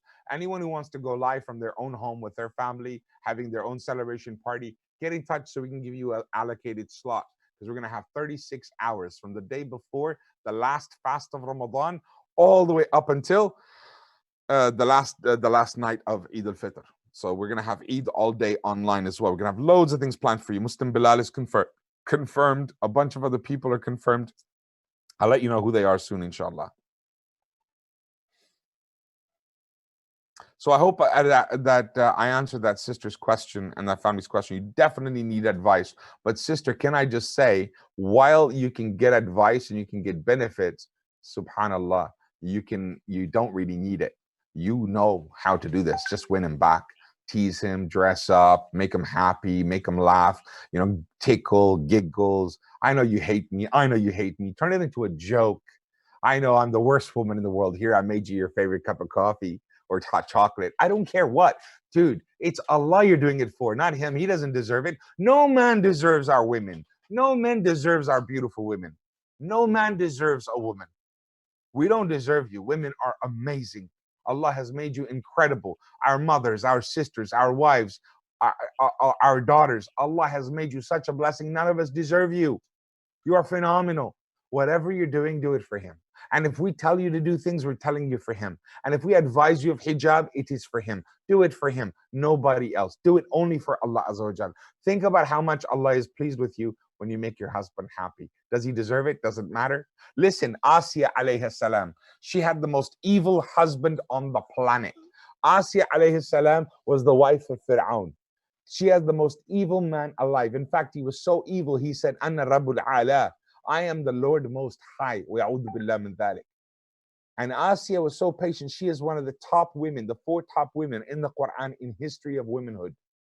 And this station was given to her because of her patience with her husband. It was for the sake of Allah. It wasn't because she liked him. She was patient. Let's see. I am from New Jersey. I love New Jersey. Obviously, I have, when I was a kid, one of my favorite performers was Bon Jovi. So I know he's from there as well. He's got a kitchen out there doing some serious charity work, isn't it? May your efforts weigh heavily on the scales. I mean, thank you, sister. I really appreciate that. And if you ever see John anywhere, tell him I said hi. Thank you, darling. Let's see. Okay, Sheikh, put the cables, love. Sheikh, one thing I wanted to ask as well, you know, in regards to the question that was asked about the what you were answering, it happens that many times when husband and wife they fight, they find it very hard. Who's going to be the first one to take that step to talk when, especially when they're talking? I think in this question as well, it says that they're not even talking to each other. So what are practical ways for either the husband or the wife to go and start talking, to make that first step? Well, she asked the question, okay? He didn't. So I'm not going to give him that credit, nor is Allah. Okay? Like I said, whether he deserves it or not is another situation. So she's the one who asked the question. So she gets the rewards. And the fact that she asked the question, she's already started. So when you say who starts, she did. And from here, it's up to her. And she can have happy family, happy life. Make him the joke that he is being, period. If he has some serious grievances against you, sister, they need to be addressed. So if he calls me up and says, oh, you don't know this and you don't know that, then we can address those things. But no matter how bad it is, it does not justify being ice cold hearts towards each other and not being loving and respectful, because the kids, it affects them. You know that. If anything, he should realize that his daughters will grow up thinking that their husbands can treat them the same. This is the thing. If you mistreat your wife, your daughters will grow up thinking their husbands can treat them the same. So I know for a fact how a man should treat his wife because I saw my father, the way he treated my mother. Allah give them both Jannat al-Firdaus. I wish I could live up to that. I mean, I don't know which video you're talking about, Muhammad Jamil. You know what? I really struggle to see his messages. It's so tiny. But are you talking about the video we've made or the answer to the question? I'll try to find it for you and just send them to you, inshallah, if I can. But these links, all these videos that we go live every day, they're all available online. All right, here's the things that are in this pack that were given to the poor Muslims in the UK and other places. They on Eid day, they need a bit of fun. They need healthy halal food. They need something good, not just a can of beans from the food bank. It was so shocking to see so many Muslim names on the list at the food banks. Alaikum salam wa rahmatullah, Sister Saida. Welcome to the so that's fine. So I'll answer that question in a minute. So here's what's in the pack. There's a packet of rice, a packet of couscous, a tin of ghee oil, carnation milk, evaporated milk, ready mixed box of firni halwa. Firni halwa, huh? It's Eid, right? We need to have it. Firni halwa. What else? Chickpeas, tins of chickpeas, about 100 in the pack, about 50 of the halwa, about 50, etc. So quite a bit here. Chocolate cake, cupcakes, box of jelly mix, cardamom packet of naan bread or roti, small packet of dates, small pack of pistachio nuts, fruit juices, tomato tin, So this, and with above, they can make palau rice, they can make channa and halwa, firni and caramel tarts, cakes and jelly for kids, etc. And then we have a packets of sweets and gifts for the kids as well. So this is the pack we're going to be giving, as Allah describes in Surah Insan, that they give from that which they love. I'm not giving just cheap food. I want to give them something nice. They give from that which they love, and they do it without even wanting to say thanks. So we don't want these Muslims to see us. We're giving it through the food banks. We want them to have it. They don't owe us thank you. They don't owe us nothing. We, as Allah says in the Quran, they give from what they love because they're afraid of the day the faces will be grieving and afraid. We want to meet Allah with something good on our scales. So also, that's really important, okay? Sheikh, we've just got another question as well that's just come through. If I can say the question now, if the wife wants to do her own business, just hold on a second, yeah? Just hold on a second. I was reflecting on this, and I got some good advice here to share. Jazakallah khairi for this. Sister, sleep with him still, okay? So if he wants to sleep with you, fantastic. Don't make it so that he goes somewhere else. Give him what he wants, make him happy, and turn it into something. Imagine, take yourself back to the good days. It's fantastic that he wants halal still. But at the same time, if I could speak to the brother, I hope he hears this. How can he treat a woman bad like this and then want to sleep with her? Just how do you do that? I know you have needs, but it's like, it's not an animal. You know, there's jokes about men on farms, right? There's really disgusting jokes about men on farms. So just think about what you're doing. So if you're going to be intimate with her, stroke her gently. The Prophet ﷺ said, after you finish with your wife and your intimacy, don't just ignore her. Turn to her, show affection. Why is that? Why is that? Because you have a heightened testosterone in a man. There's chemicals, chemistry in a man that wants the woman. Oh, I love you. I'll do anything. I'll give everything. Non-Muslim women know this best. Men go out to buy them dinner, this, that, one, that, and they get what they want. Doesn't even return the call the next day. And he leaves the next day, etc. It's like he got what he needed type of thing. That's the horrible mentality amongst people who don't have, you know what I'm talking about. Loose people. But in this case, subhanallah, that's not what this man's doing. He is wanting halal, and he's paying the bills, and he is feeding you, he's looking after the house, he's doing his bit. So although he's bad in some things, look at the good things. But the brother, if he could hear me, I'd say, how can you treat her that way? You have to treat her better. When the Prophet ﷺ orders you that after you're finished and the heightened emotions are gone and you feel nothing, it's biological. Men aren't interested after that. So if you're not interested, the Prophet orders you, remember, go back, because you're going to hurt her feelings. Because to her, it wasn't a physical, intimate situation. To her, it was psychological. That's why she's saying this. So take that in consideration. It hurts her feelings a lot. Just as a man gets hurt so badly when a woman refuses him, a woman gets that hurt, if not more, when he neglects her like this.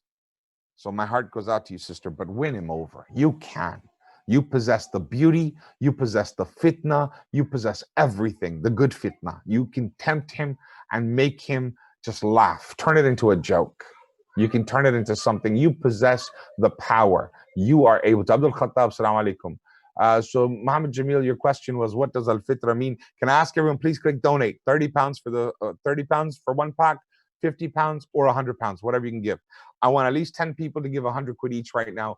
May Allah Azza wa Jalla bless you guys. I need your support. So click the link. Click it right now. I'm going to announce it. I've got 14 pounds raised on this page.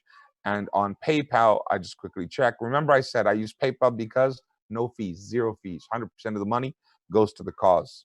And the nothing. Yes. Let's see. Oh, mashallah. It's coming from somewhere else. I'm not seeing this. So we had 50, 50, 5, 4, 5.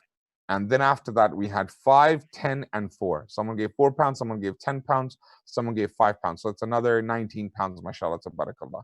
Arfan, are you doing the math? I got 50, 55, 4, 5, 50, 10, 55, 10, 10. 4. No, I got 50, 55, 4, 5, 5, 10, 4. 5, 5, 10, 4. And I think you're getting 10 somewhere else. Where were you seeing them? I got 10. I've pledged £10 to be Sister Samina. Okay, you're talking about pledges that haven't. You're talking about pledges that haven't come in. I'm talking about money that's come in. So Oh, you okay. can add those pledges to it as well if you like, but they haven't come in, so I won't see them yet. So if I add the pledges to it as well, it's come to so far 153.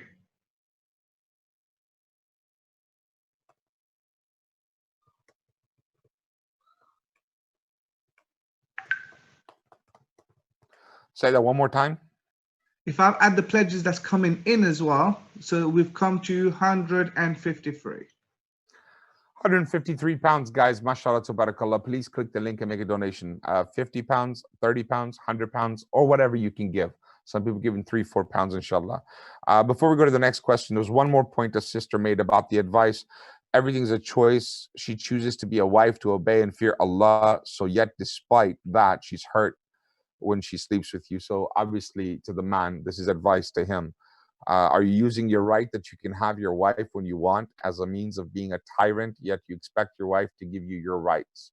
This is important advice. But sister, as the wife, do not take this advantage of that. This is not advice for you to be rebellious, no. But he does need a telling off, no doubt. She can be wife who he chooses, etc. The opposite. What is it between her and Lord? Yeah. So be patient with your Lord, sister. And for him, he's got his time with his Lord. So a husband must also obey Allah as well. It's not just the wife. This advice, I can see what's happening. A sister is saying all these things to the man because all my advice is directed at the woman. Yes, because a woman asked. So I am focused on the woman. I want you to go to Jannah. I don't care what the man does. So that's why my answer was very, very much woman focused. A man's not even here. If the husband was here, I'd tell him something completely different. So absolutely, men, treat your wives with kindness. They are not your animals. Kashif, you're welcome to join me, man, if you're watching live. I see you messaging again. So what do we got now? Can I get the next question, please, Irfan? Say again. Okay, wait, before you ask the next question, sorry, I ignored you, Muhammad Jamil. Sorry, your question was, what does al-fitra mean? Somebody was asking. Sure, that's a good question. Al-fitra is one of my favorite phrases. Hafsa, welcome. Assalamu alaikum. Who else? Juwairia, welcome. I haven't seen you in a long time. How have you been? Let's see, where else? Let's just move. This is so hard to scroll on here, subhanAllah. Okay, al-fitra.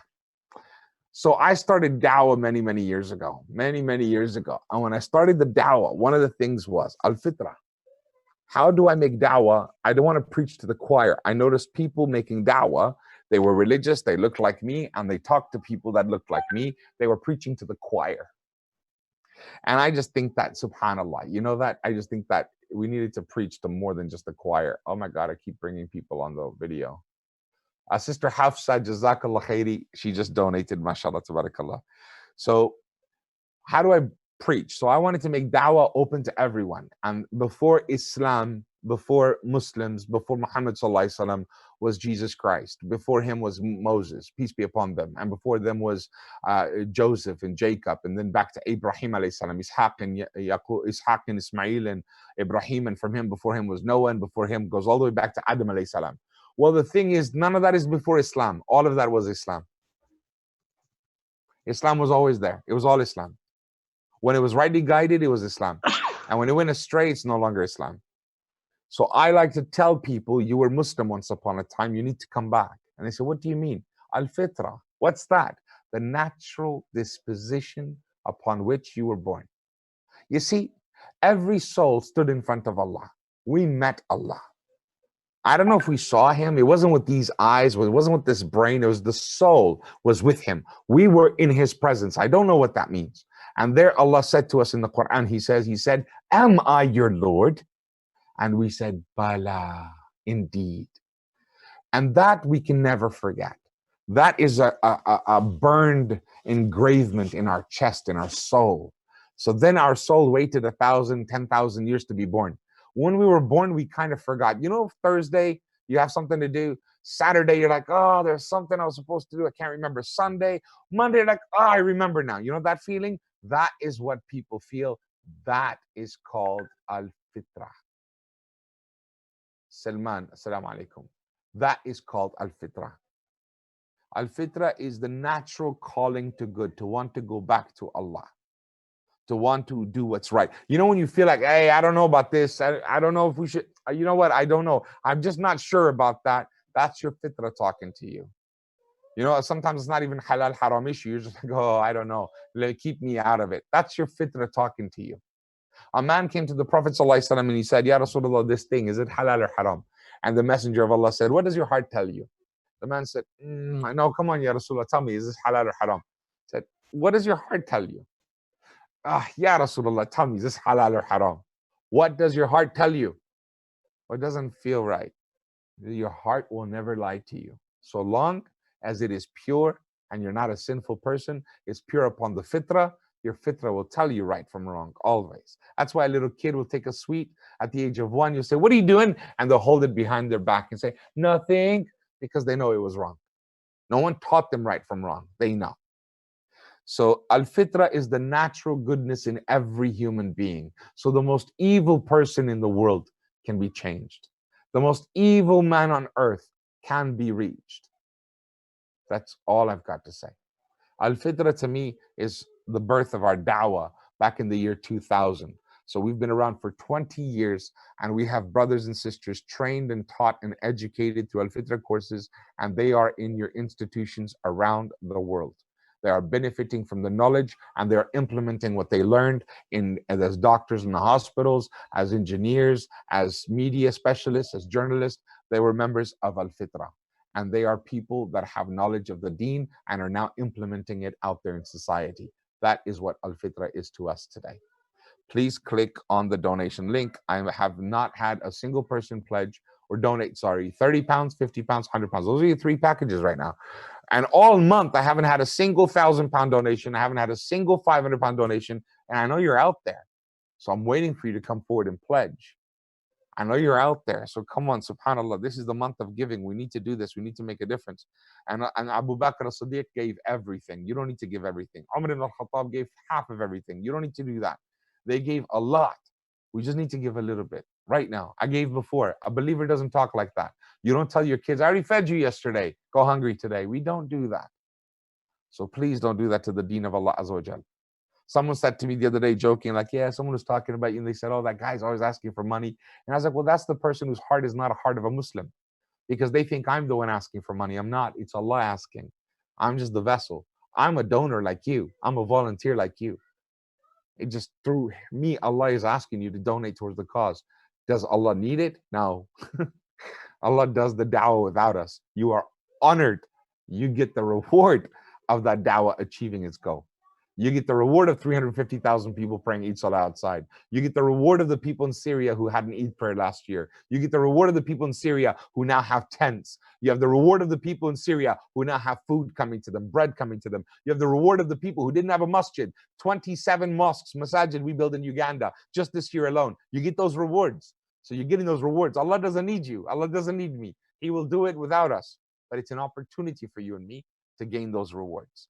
May Allah Azza wa Jal give us success. So I'm waiting for the first 1,000-pound donation. Ameen. I'm waiting for the first 500-pound donation. I'm waiting for the first 100-pound donation. Bismillah, who's going to be, inshallah? Go on, Irfan. Jazakallah khair, Sheikh, for this. Also, I'd like to add to that as well. Tell your families and your friends and your children and your cousins and the aunties and the uncles to join the group as well, to benefit from the knowledge, inshallah. Tell them about it. Even if you can't send them, at least put the word aware. This is part of da'wah, to inform, to create awareness, inshallah. And you never know, through your kind words, you might change someone's life. You make a big impact. And Sheikh, this is what I've been saying for a couple of days. We've been saying as well. They don't. If only we could see the impact that a little donation can make on someone's life, it's unbelievable. Subhanallah. And so, brothers and sisters out there who are watching, inshallah, as I said again, put the word out there, inshallah. Spread it among your families And sadaqah starts from your own family. So that is a form of sadaqah as well, to spread Somebody knowledge. just donated 20 pounds. Oh, that was Sister Hafsa. Jazakallah khairi. Yeah, yeah. MashaAllah. So let me add MashaAllah, that to that. tabarakallah. So on this platform, on my page, I've got 38 pounds so far. Come on, guys. Someone make that 138. Let's get some serious work done for the sake of Allah. Let's make a serious difference. So inshallah. now, Sheikh, we are at 170 for inshallah. Sorry, say again? How's We are that? Oh, in 170 total? Total, yeah. Yeah, but I'm waiting for the first £100 donation. Inshallah. And Sheikh, also, I would like to take ijaza as well from you, inshallah.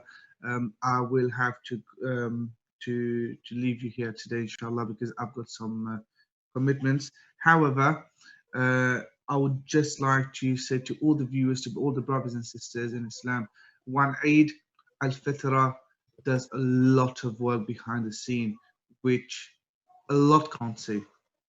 However, the amount which is done behind the scene, mashallah, is amazing, it's phenomenal. And please support us, please support Al-Fitra, please support One Eid, inshallah, because we support yourselves, Irfan. Support Yes. yourselves. Save your skin from the fire. Save your skin from the fire. Hadith of the Prophet ﷺ. Save your skin from the fire by giving even half a date. And you give to this project, that project. You don't know which donation was accepted. You pray here, you pray there. You don't know which prayer was accepted.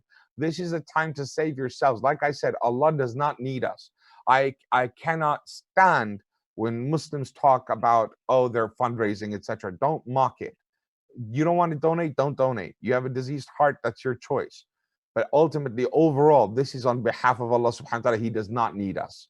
This is for us, saving myself. I am fundraising, by the way, because I've fundraised for years, and my dad used to tell me, Jalal, do not fundraise. I said, why? People will think you're taking the money. I said, of course they will. That's how people think. There are people who fundraise and cheat and lie and steal, no doubt. Of course they will think this. But if nobody fundraises, then who will, for the sake of Allah? So I started fundraising, and the reason why is because I donate, and while I'm donating, you donate, and then I get that reward as well. I have a very selfish motive here. I am going to get everyone's good deeds as well. So yes, please click donate. I want you safe from the fire. I want me safe from the fire. I want us to earn Allah's pleasure. I want to say sorry for the things we did this year. I want to say sorry for the things we did last year. I want to apologize for all our mistakes and our weaknesses. And I want to ask Allah Azza wa Jalla to forgive us our sins. And Ramadan fasting, as I said earlier, guys, please don't treat fasting as something that's... I want to talk to you about fasting in a minute. But alhamdulillah, brother Sajid Varda is here. Assalamu alaikum, Saj. How you doing, buddy? Do you want to join me by any chance? Can I have the room link? I'm just going to share with a couple of people and get Sajid on here and Kashif back on here as well. Irfan is leaving now, I think. Irfan, you going? Yes, I'll have to leave in the next. Are you leaving because of charity work? I'm basically cooking for the family today, Sheikh. You're cooking? Yeah.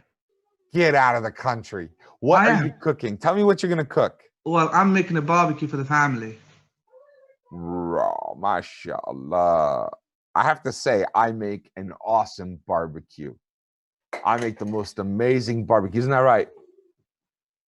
Ooh, I got some cutting eyes from that corner. I'm not sure, I haven't had it before. That's exactly what I was expecting. I make the most amazing barbecue ever. But you know what the problem is? I don't know how to cook the meat.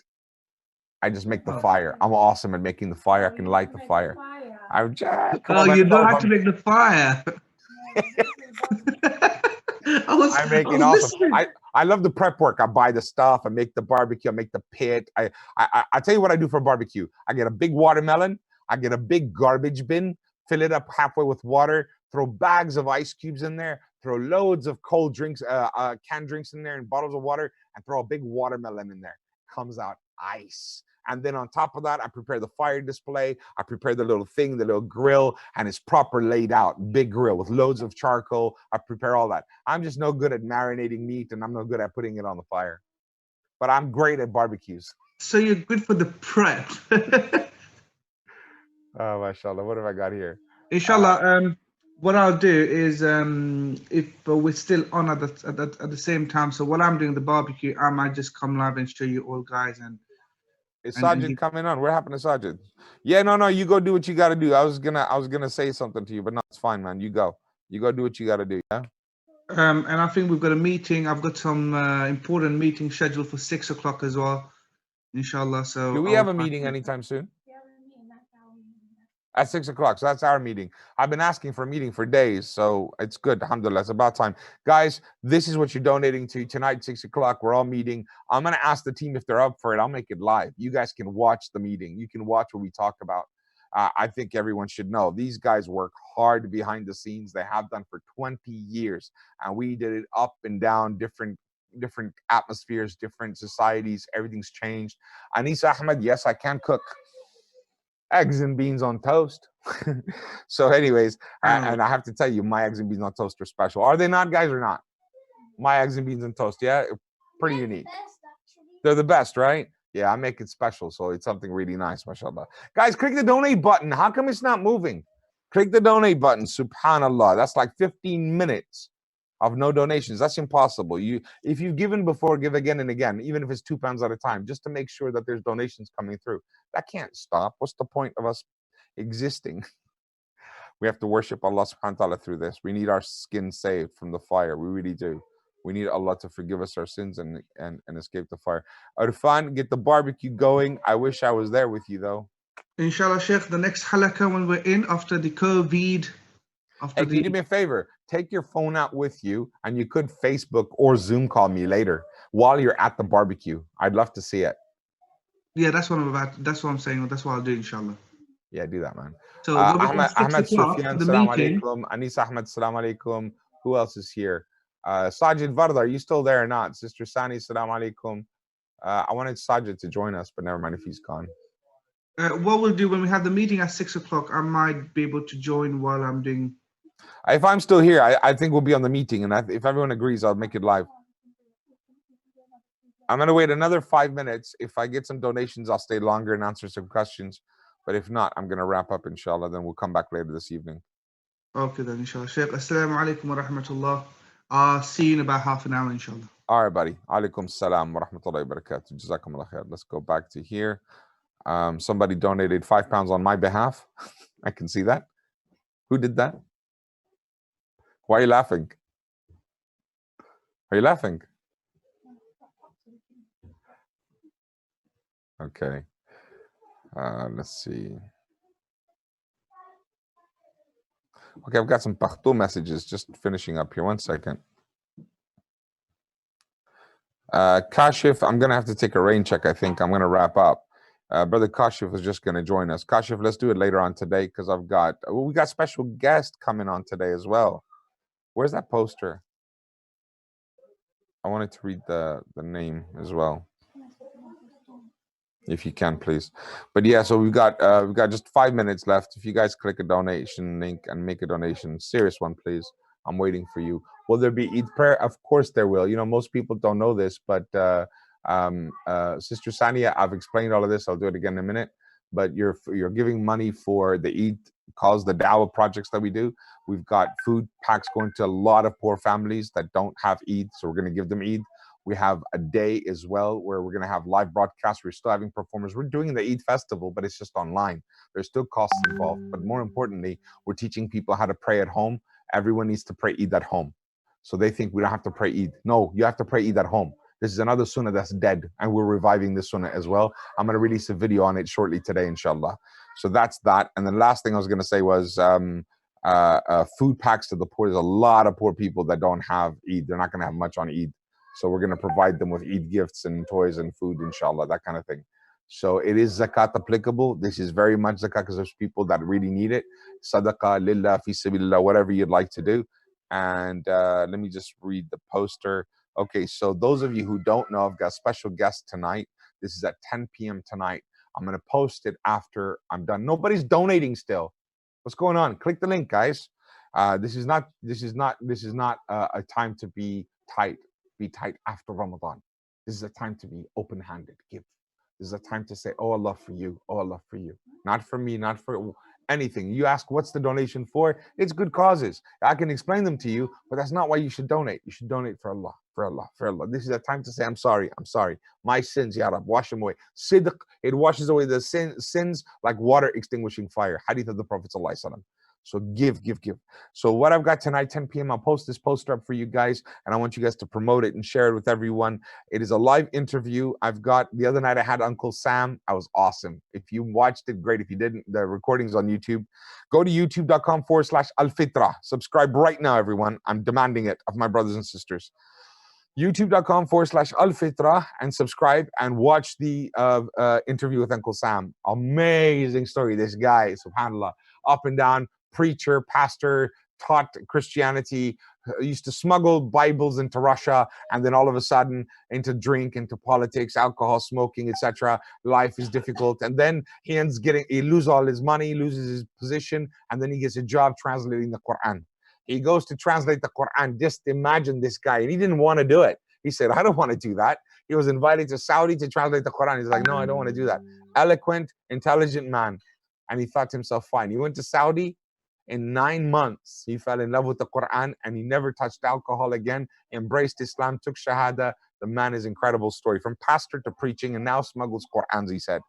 Now tonight, I have another guest. His name is this man, Richard McKinney. Some of you may know him. Richard McKinney is an incredible person. He's got an incredible story. This man had FBI agents turn up at his door and take him in, and life changed. So that's what we're going to talk about tonight, inshallah, okay?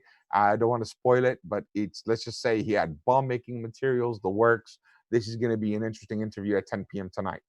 Fi amanillah, everyone. I love you for the sake of Allah. I'm going to wrap it up. I'm very, very pleased with everyone's donation who did donate. You saved yourself from the fire with this little bit. I pray Allah accept it from you, and I pray Allah accept all of your dua and all of your ibadah. May Allah Azza wa Jal forgive us our sins and grant us success. So I know it's youtube.com/alfitra. So it's youtube.com/alfitra. And if you want to watch live, it's /alfitra/live. I'll see you guys tonight, inshallah. Fi amanillah. I love you for the sake of Allah. Assalamu alaikum wa rahmatullahi wa barakatuh.